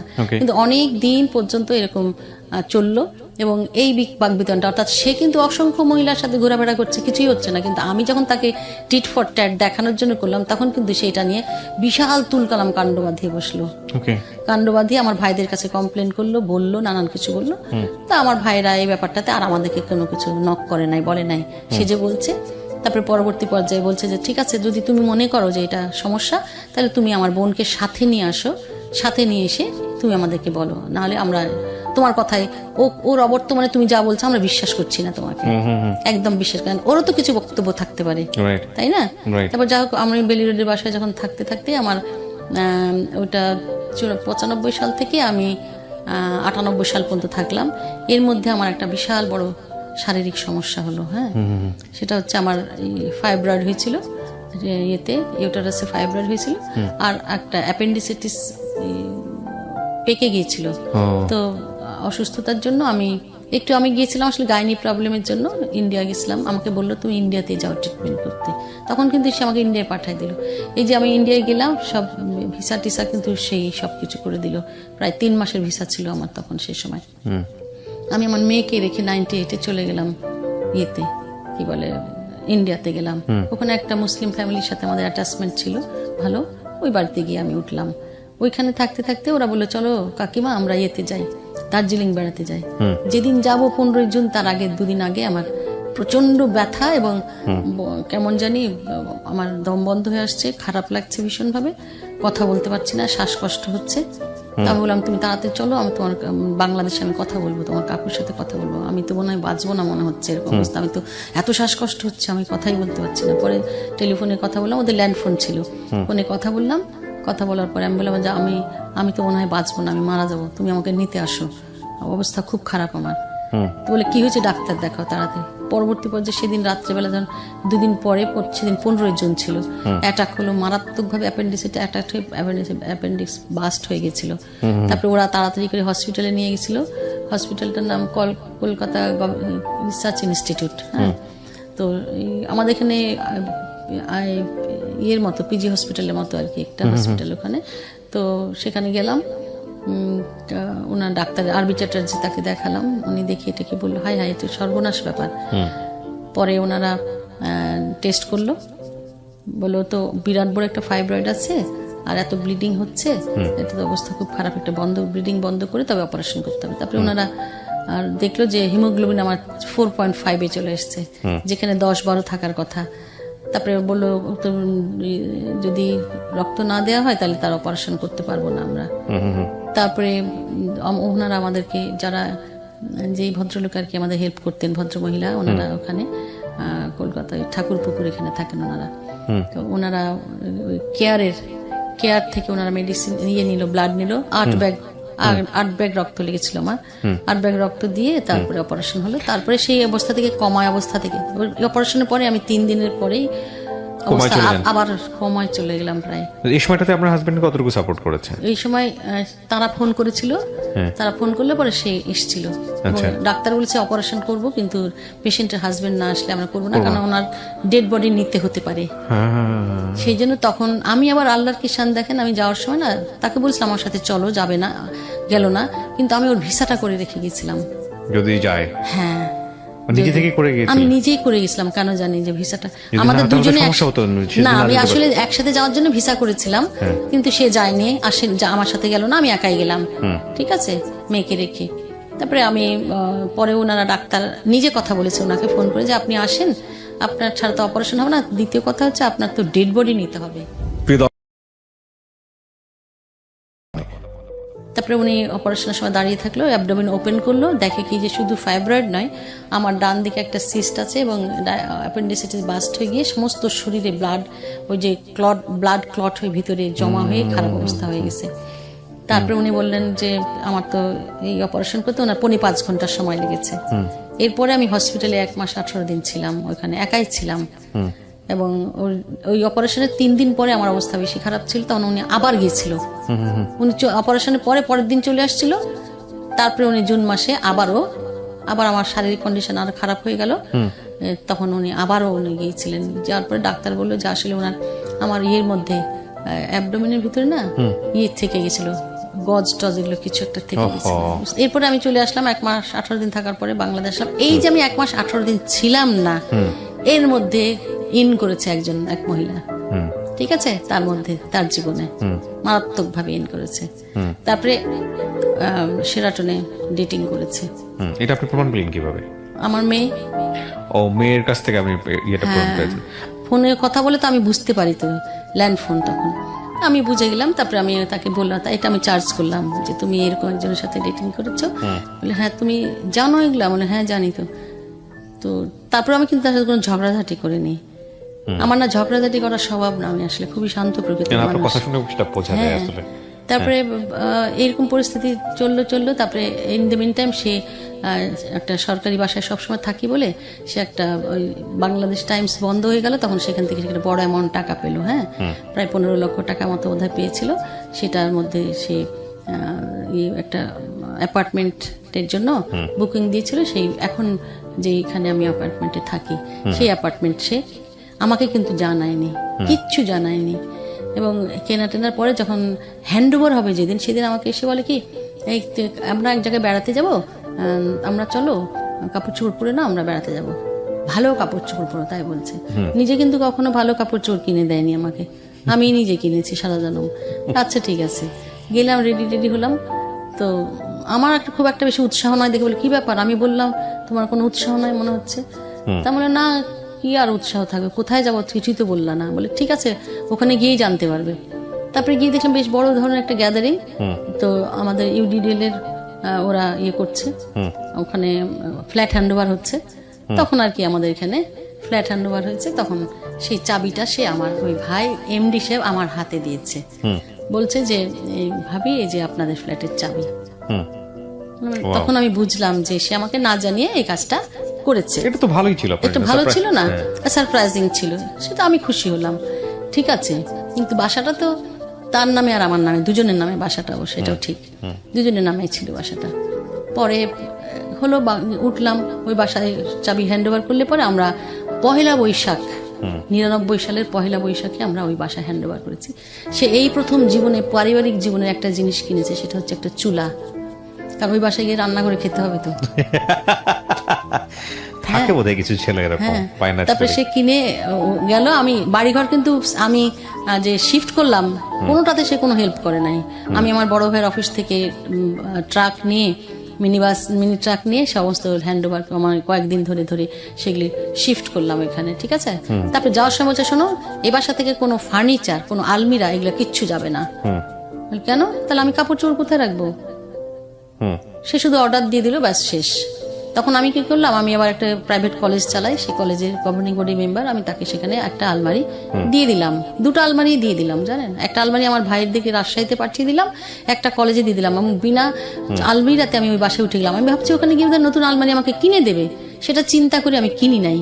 তারপরে পোটলাই করে সমস্ত কাপড় চোপড় জিনিসপত্র নিয়ে চলে গেলাম ওই বাসায়। এবং শুধুমাত্র বিছানাটা গেল, আমাদের 2টা বিছানা ছিল, আমার মেয়ের একটা বিছানা, একটা আমাদের বিছানা, এই 2টো বিছানা গেল। কাজের লোক ছিল 2জন, তারা সহ আমরা ওই বাড়িতে চলে গেলাম। ওখানে যাওয়ার পরে পরবর্তী পর্যায়ে এমন একটা পরিস্থিতি যে প্রায় শেষে একদম উদাসীন, মানে মারাত্মকভাবে ওই বাড়িতে যাওয়ার পর থেকে একদম ডেসপারেট হয়ে গেল, একদম অন্যরকম, যে এখন তো আমার নিজের বাড়ি, এখন আমি ইচ্ছাগুলো যা খুশি তাই করতে পারি। তোমারে পরিবর্তী পর্যায়ে মনে হলো আর কি, তার অ্যাটিটিউডটা এরকম। আমি ফাংশনে যাই, প্রোগ্রামে যাই, সে নিষেধ, ক্লাবে যাই, প্রেস ক্লাবে যাই। একদিন ঘটনা ঘটলো এরকম যে আমি গান আর্ট শেখাতে নিয়ে গেছিলাম। ওখানে টেবিলে বসে, ক্যান্টিনে বসে একজনের সাথে বসে চা খেয়েছিলাম। তো ওখানে পাশের টেবিলে তার খুবই দোস্ত মানব, ইয়ার দোস্ত 3 জন বসেছিল। তারা একটু এজেড পিপল, তারা কেউ নাই এখন পৃথিবীতে।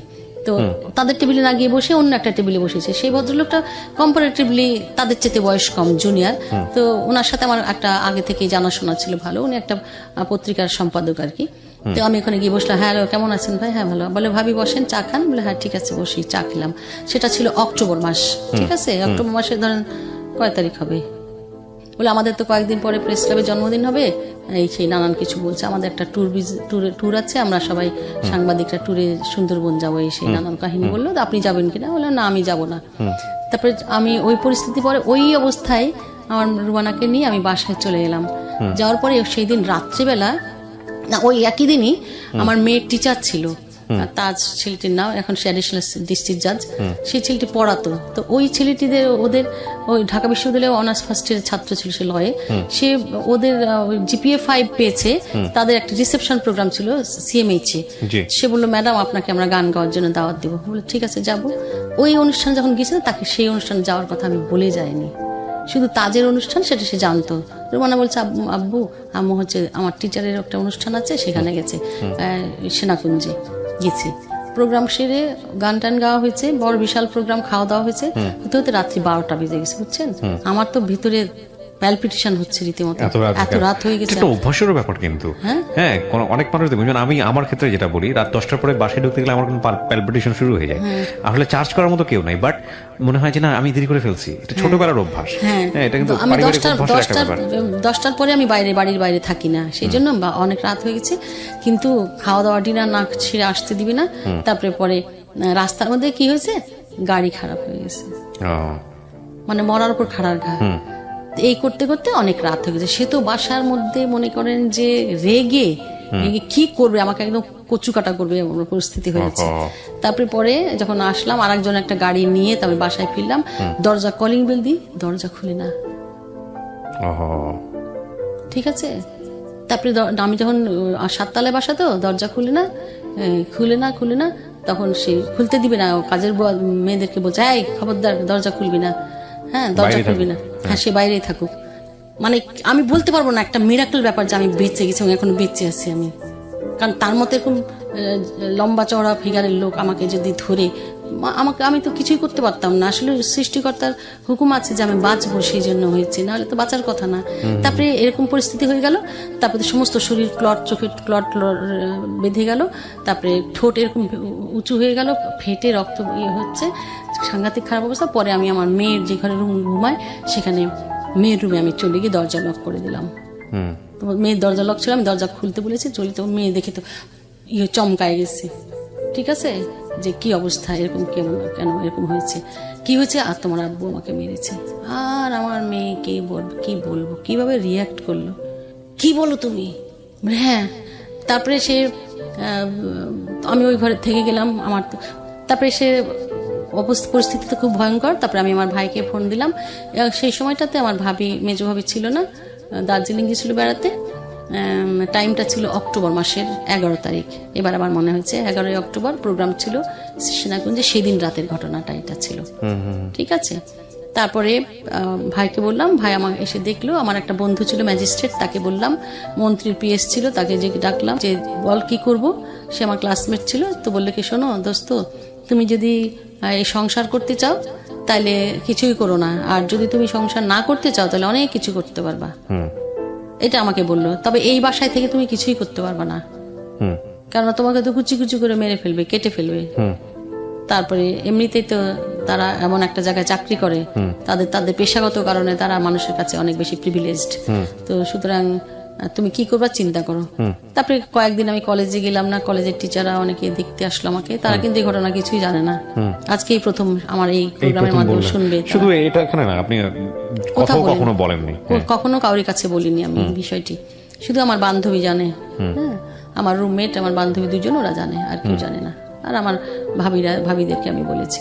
তো আমার ভাইকে বললাম, ভাই বললো আমি কি করবো। আমার ভাই অত্যন্ত ভদ্র মানুষ, শান্তশিষ্ট মানুষ, উনি অ্যাডিশনাল চিফ ইঞ্জিনিয়ার ছিলেন।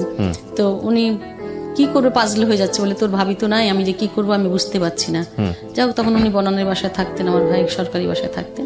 আর ওনারা আমাকে এই ব্যাপারে আর কোনো হেল্প করলো না। তারপর আমার পাশে কিন্তু তখন আর কেউ নেই, আমি তখন একদম অসহায়। আমার বান্ধবীরাও কেউ কিছু করতে পারবে না, ওদের বাড়িতে গিয়েও আমি থাকতে পারবো না, আমি আমার মেয়েকে ফেলে কোথায় যাব। তখন আমার মেয়ে পরের 2 দিন পরে যখন স্বাভাবিক আমার মুখে তখন এরকম দাগ, বলে মা একটা কথা বলি, চলো না আমরা চলে যাই এখান থেকে। আমি এই কথাটা ভুলবো না কখনো। তুমি এই লোকের সাথে কেন থাকছো, চলো আমরা চলে যাই এখান থেকে। এই চলতে থাকলো, এরকমই চলতে থাকলো। এই যে আমি ঘর থেকে বেরিয়ে আসলাম না জানেন, আজও বেরিয়েছি, কালও বেরিয়েছি, আর কখনো আজকে ফেরা হয়নি। আর কখনো আমি সেই ঘরে ফিরিনি। কিন্তু আমি ওই একই বাড়িতে আমার বসবাস করতে হয়েছে বিকজ অফ মাই ডটার। হ্যাঁ, আমি বললাম যে বাবা আমি যদি চলে যাই তখন পরবর্তী পর্যায়ে তুমি বলবা যে তোমার সাথে ঝগড়া হওয়ার কারণে আমি আমার বাবা থেকে বঞ্চিত হয়েছি, এই কথাটা তুমি হয়তো আমাকে বলবে। আমি ওকে ওর তার আদর স্নেহ ভালোবাসা থেকে আমি তাকে বঞ্চিত করতে চাইনি বলে আমি স্যাক্রিফাইস করেছি তার জন্য, এবং আমার মেয়ের জন্য কিন্তু আমি পুরো জিনিসটা স্যাক্রিফাইস করেছি। আপনি জানেন আরও একটা কারণে আমি স্যাক্রিফাইস করেছি, সেটা হচ্ছে যে আমি ছোটবেলা থেকে খুব স্পিরিচুয়াল ছিলাম। আল্লাহ খোদা মানা, কোরআন পড়া, এগুলি নামাজ পড়া, রোজা রাখা, এগুলি খুব, এই ব্যাপারে আমি খুবই পারদর্শী। তো মায়ের সাথে আমি বিজে রোজা রাখা এগুলি করতাম। তো খুবই আধ্যাত্মিক একটা চেতনা ছিল আমার মাঝে মধ্যে।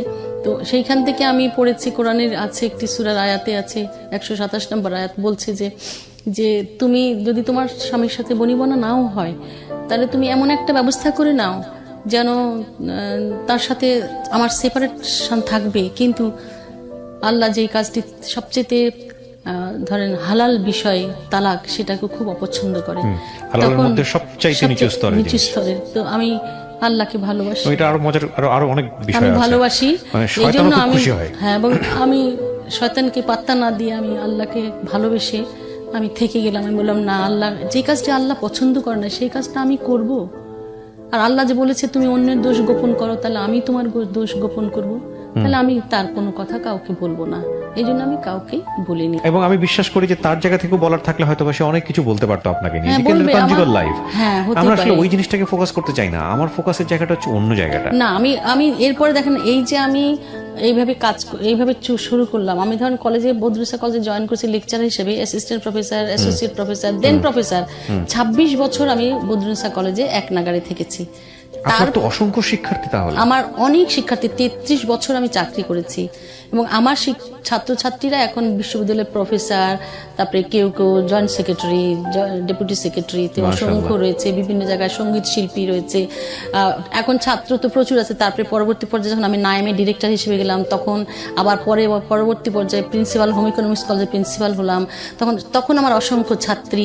এখান থেকেও অর্থাৎ আমি যেখানে থেকেছি খুব পজিটিভলি কাজ করেছি, অর্থাৎ মেয়েদের প্রতিষ্ঠানে কাজ করেছি আমি। বদরুন্নেসা মেয়েদের প্রতিষ্ঠান, হোম ইকোনমিক্স মেয়েদের প্রতিষ্ঠান, মেয়েদের কি সমস্যা সেই বিষয়গুলি আমি সবসময়ের জন্য নজরে রেখেছি এবং সেটা মিটমাট করার চেষ্টা করেছি। এবং মেয়েদেরকে সবসময় ক্লাসে, লেকচারের পাশাপাশি আমি বলেছি, শোনো, বিয়ে করবে এমন একজনকে বিয়ে করবে যে তোমাকে খাওয়াতে পড়াতে পারে, কিন্তু তোমাকে আত্মনির্ভরশীল হতে হবে, নিজে চাকরি করতে হবে অথবা ব্যবসা করতে হবে।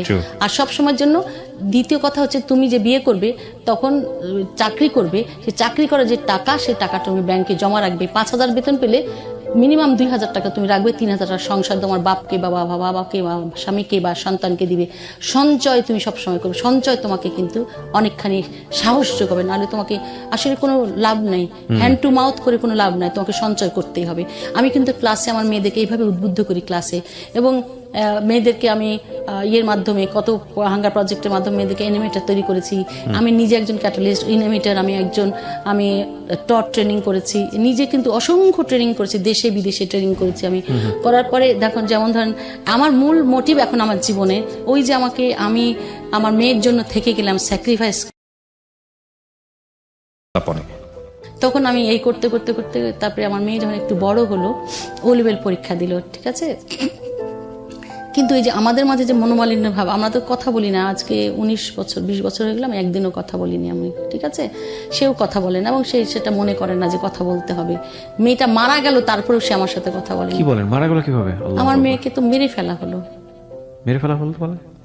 বলতে হবে, মেরে ফেলাই তো বলবো, কারণ সে যখন চাইছে যে বাবা মার মধ্যে মিলমিশুক, কিংবা সে দাদিকে বলছে, মামাদেরকে বলছে, সবাইকে বলছে আমার বাবা মার মধ্যে একটু ঠিক করে দাও তোমরা, কেউ কিছু করলো না, তখন সে নিজেই হয়তোবা সুইসাইড করলো, হয়তোবা তাকে কেউ মেরে ফেললো, যে কোনো কিছু হতে পারে। সে পোস্টমর্টম করলো না, আপনি জানেন, আমাকে গুরুত্বই দিল না। আমরা সবাই বলেছিলাম সে পোস্টমর্টম করলো না, কারণ পোস্টমর্টম করলে জানা যাবে সে তাকে মেরে ফেলা হলো নাকি সে সুইসাইড করলো। মানে আলটিমেটলি কেস ছিল সুইসাইড, সবাই জানতো সুইসাইড, কিন্তু না, কেউ জানতো না। মানে পত্রপত্রিকা সে এমন ভাবে ফলাও করে দিল যে আমার মেয়ে ছাদে ঘুরছিল, ঘুরতে ঘুরতে হঠাৎ পড়ে গেছে, সে পড়ে গিয়ে মারা গেছে। কিন্তু ঘাড়ে ছাদের তো রেলিং ছিল, তার তো পড়ার কথা না, কিন্তু সে ছাদের রেলিংয়ে বসতো, প্রায় মাঝে মাঝে বসতো, আমি নিজেও দেখেছি বসতো। কিন্তু আমি কিন্তু একদম এই ব্যাপারে একেবারেই আল্লাহ সবচেয়ে ভালো জানেন যে সে কি করেছে, আসলে ঘটনাটা কি ঘটেছে। এই যে আমার মেয়ে মারা মানে গেল, ইনসিডেন্ট ছিল ছাদের রেলিং থেকে পড়ে ছাদ যাওয়া। থেকে পড়ে যাওয়া ইনসিডেন্ট, পত্রপত্রিকায় দেখেছেন আপনারা।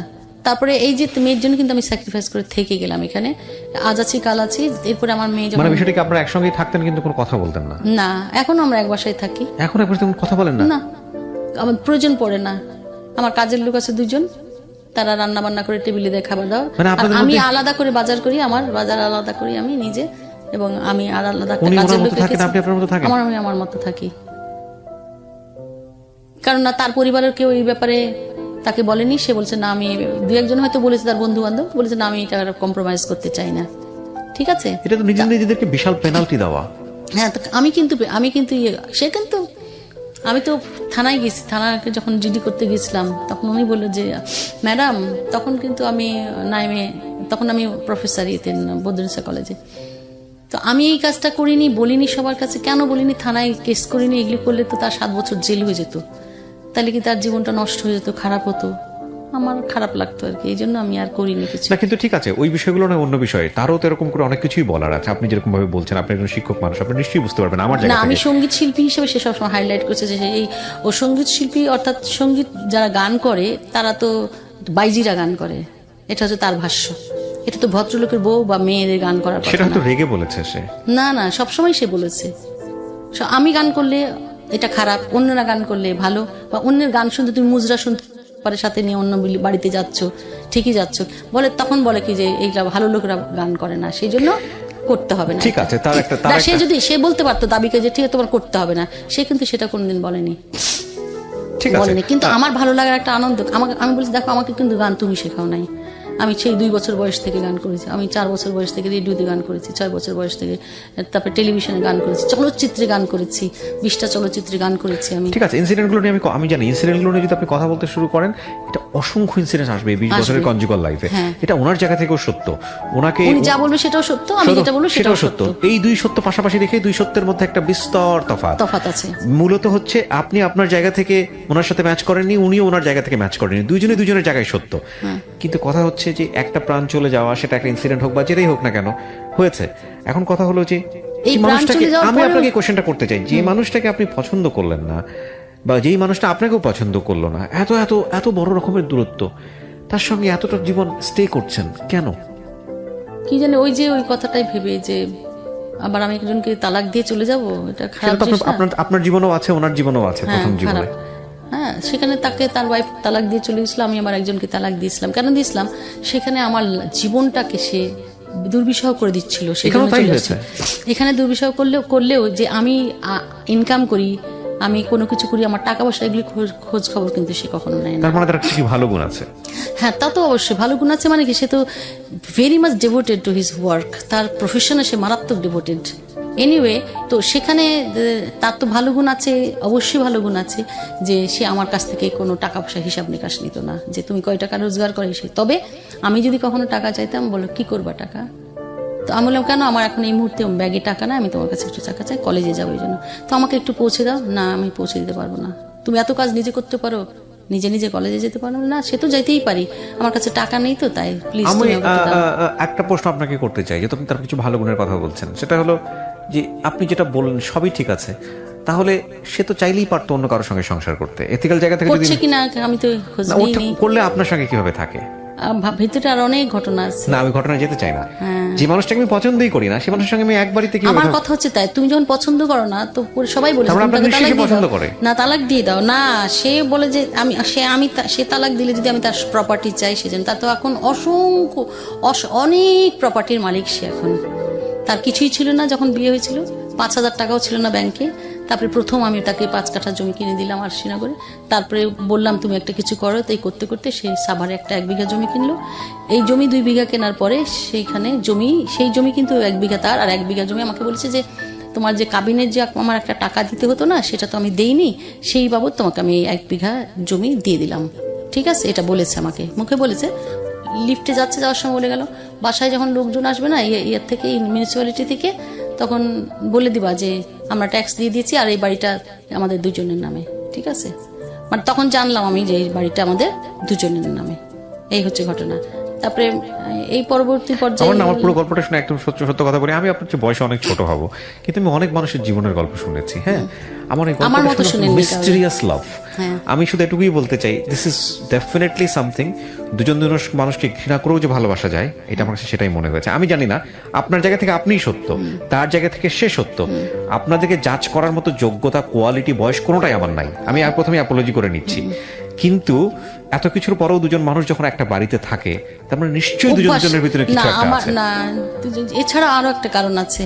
সেটা হচ্ছে যে আমার না যাওয়ার আর একটা কারণ হচ্ছে যে আমার মেয়ে মারা যাওয়ার পরে মানে ওই বাড়িতে আমার মেয়ের এত স্মৃতি আছে, এত কর্নার আছে, এত রুম আছে, এত কিছু সাজানো আছে, অ্যাজ ইট ইজ আমি রেখে দিয়েছি। তো এই যে আমার একটা স্মৃতি, মনে হয় যেন আমার মেয়ে আমার কাছে আছে। এই স্মৃতির জন্য আমি অন্য জায়গায় গিয়ে থাকতে পারি না, জানেন। তখন আমার ওই ঘরে চলে আসতে হয়, আমার মেয়ের ঘরে আসতে হয় আমার। ওখানে যে তার একটা ছবি টাঙানো আছে, ওখানে যে ওর এই খাটটা এইভাবে করা আছে, এই ওই এখানে যে ওর আলমিরাটা, ওর সেই জিনিসপত্রগুলো এরকম করে সাজানো আছে। দরজা খুললে আমি ওর সব জিনিস দেখতে পাই। এটা ওর স্মৃতির জন্য আমি বাসায় থেকে গেছি আসলে। আমি দোয়া করি, আমি জানি না মানে এটা আপনি এক্সপেক্ট করবেন কিনা, বাট আমি দোয়া করি যে আপনাদের মধ্যে যে অবস্থায় আসুক না কেন, একটা প্লেজেন্ট মোমেন্ট আসুক। শুধু একটুকুই বলতে চাই, and I do respect him. আপনি যার কথা এখানে বলেছেন তাকে আমি সম্মান জানাই, রেসপেক্ট জানাই, তার কাজের জন্য, তার সমস্ত কিছুর জন্য। বাট এটা আপনার জীবন গল্প, কিন্তু ফ্যামিলি আমাকে কোনোদিন কখনো কোনো সময় দেয়নি, জানেন, কোনোদিনও না, কোনোদিন কোথাও বেড়াতে নিয়ে যায়নি। তারও তো অনেক হাজার কমপ্লেন থাকতে পারে, আপনি কখনো শুনেছেন এই কমপ্লেন গুলো? তা আপনার এগেইনস্টে কি কমপ্লেন আছে তার? না, আমি ব্যস্ত থাকি, আমি ব্যস্ত থাকি বেশি, আমি কাজ করি বলে। আমি কেন ব্যস্ত থাকি? তুমি আমাকে সময় দাও না তো। আমি কাজ দিয়ে, ব্যস্ততা দিয়ে তো আমি আমার সময়টা ব্যয় করি, না হলে তো আমি ফাপড় হয়ে মরে যেতাম। আমি পিএইচডি কোর্সে যাওয়ার কথা, তুমি যেতে দিলে না আমাকে, ঠিক আছে, কিন্তু যেতে হবে না। পিএইচডি করলেও তুমি টিচার, না করলেও টিচার, এরকম একটা ভাব তার মধ্যে ছিল। গেলাম না। কিন্তু তারপরে তার সাথে যখন সে যে লেখাপড়ার, তার মধ্যে আর আমার মধ্যে কমপ্লেক্স হওয়ার একটা মূল ফারাকটা কারণটা হচ্ছে কি জানেন, যে he is not a graduate, say under graduate একজন মানুষ। আমি দুটো সাবজেক্টে এমএ পাস করেছি, মিউজিক করেছি। সমাজে আমার একটা স্ট্যাটাস আছে, সমাজে আমার একটা পরিচয় আছে, না তারও আছে। থাকলেও আমাকে যেমন মানুষ চট করে চিনতে পারবে, ওনারা তো নেপথ্যের কাহিনীর লোক। এখন সে না পজিটিভলি মেলা চ্যানেল হয়েছে, তাই বিভিন্ন জায়গায় প্রোগ্রামে যে অনেককে চিনি, সেও যথেষ্ট ফেমাস, তাতে কোনো সন্দেহ নাই, আমিও যথেষ্ট ফেমাস। কিন্তু আমি বলি, আপনি আপনার জায়গা থেকে মন খুলে বলেছেন, সেটার জন্য আমি সম্মানিত বোধ করছি। কারণ আমার এখানে যারা আসেন তারা মন খুলে সব কথা বলেন, কিন্তু আমি সব কথা প্রচার করব না। কিন্তু আমি চাই, মানে মনে প্রাণে আমি চাই, আপনার যে ভেতরের দুঃখটা, আমি দুটো জিনিস বলছিলাম যে কেন আমি অনুষ্ঠানটা করছি আপনাকে নিয়ে, আপনার গল্পটা জানার পরে। তার প্রথম কারণটা হচ্ছে, একজন মানুষ ঘরের ভিতরে চরম পর্যায়ে অসুখী হওয়ার পরেও একজন মানুষ অনেক বড় মাপের একজন সামাজিক মানুষ হতে পারে। আপনি তো আমি এর পরবর্তী পর্যায়ে আমি একজন মানুষ হয়ে একজন যে এন্টারপ্রেনার হয়েছি, এবং নারীদের এই কষ্টগুলি যেন ভবিষ্যতে মেয়েরা কোনো সমস্যা পড়লে যেন আমি সমাধান করতে পারি, সেজন্য আমি ওপেন বলে রেখেছি সবাইকে যে ঢাকা বিশ্ববিদ্যালয়ের ছাত্রদের দরিদ্র ছাত্রদের একটা অ্যাসোসিয়েশনে তার আমি উপদেষ্টা। আমি বলেছি তোমাদের যার যখন যেখানে যা প্রয়োজন হবে তোমরা আমাকে বলবে। তো মেয়েরা যাদের অর্থ কষ্ট তাদের অর্থ দিই, যাদের হোস্টেল সমস্যা তাদের হোস্টেল তৈরি করে দিই। কোনো মেয়ে, আমি নিজে একটা অরফানেজ করেছি, আমি সাভারে একটা অরফানেজ করেছি, রাজশাহীতে আবারও একটা মেয়েদের প্রতিষ্ঠান করছি 2 বিঘা জমির উপর। এগুলো আমার নিজের জমি, সাভারের জমিটা আমার নিজের। এবং এর পরবর্তী পর্যায়ে আমি চাঁপাইনবাবগঞ্জ জেলা নাসিবের আমি সহসভাপতি, ওখানে নারী উদ্যোক্তা তৈরি করি আমি, এবং সেই সমস্ত নারীদের জিনিসপত্র নিয়ে আমি মার্কেটিং করে দিই। ঢাকা অফিসার্স ক্লাবে অফিসার্স ক্লাবের একজন মেম্বার আমি, এবং অফিসার্স ক্লাবে 2 বার আমি ইলেকশন করেছি, 2বারই আমি কালচারাল সেক্রেটারি ছিলাম। এরপরে আমি সেক্টর কমরেডস ফোরাম মুক্তিযুদ্ধ একাত্তর নারী কমিটি আমি সেক্রেটারি, সারা মানে সেন্ট্রাল কমিটি। বিউটিফুল। এরপরে নারীদেরকে এগিয়ে নিয়ে যাওয়ার জন্য আমার মূল এখনকার, আমি বাঁচি তাদের জন্য, এখন আমি মানুষের জন্য বাঁচি। আমি এই জিনিসটা কিভাবে দেখতে চাই, মানে আপনার জীবনে এই কষ্টটা ছিল বলে, যেটা আপনি আপনার মতো করে বলেছেন, সেটাকে আমি সেই জায়গা থেকেই বলছি। সেটা আছে কি আছে না সেটা কোয়ারি আমরা করিনি, হ্যাঁ, এটা আমরা অ্যাপ্রোজি করে নিচ্ছি। আপনার জীবনের এই দহনটা ছিল বলেই আপনি অন্যের দহনটা বুঝতে পেরেছেন। একদম তাই। অন্যদের কষ্ট কি, ওই যে আপনাকে একদিন বললাম না 5 টাকার জন্য আমি আকিল ভাইয়ের কাছে টাকা চাইছিলাম, কেন বলেছিলাম জানেন ইতিহাসটা? ওই 5 টাকা ছিল না বলে আমার এরকম পরিস্থিতি হয়েছে, কিন্তু এখন আমি 5 কোটি টাকার মালিক। রাইট। কেন? আমি সঞ্চয় করেছি, আমি কিন্তু সঞ্চয় করে আমি একটা পয়সা নষ্ট করিনি গান করে। এটা দিয়ে আমি সাভারে জায়গা কিনেছি, এটা দিয়ে আমি আরেক জায়গায় জায়গা কিনেছি, এটা দিয়ে আমি আরশিনগরে জায়গা কিনেছি। এখন সেখানে আমার 10তলা ভবন হচ্ছে। তারা তো জানে না যে সৃষ্টিকর্তা আমার জন্য কতগুলি বড়গুলি অনেকগুলি বাড়িঘর বানিয়ে রেখেছে। আর সেন্ট্রাল বাড়িঘর অর্থাৎ আল্লাহর কাছে গিয়ে আমি কি বাড়িঘর পাবো? মানুষের জন্য কিছু করতে হবে।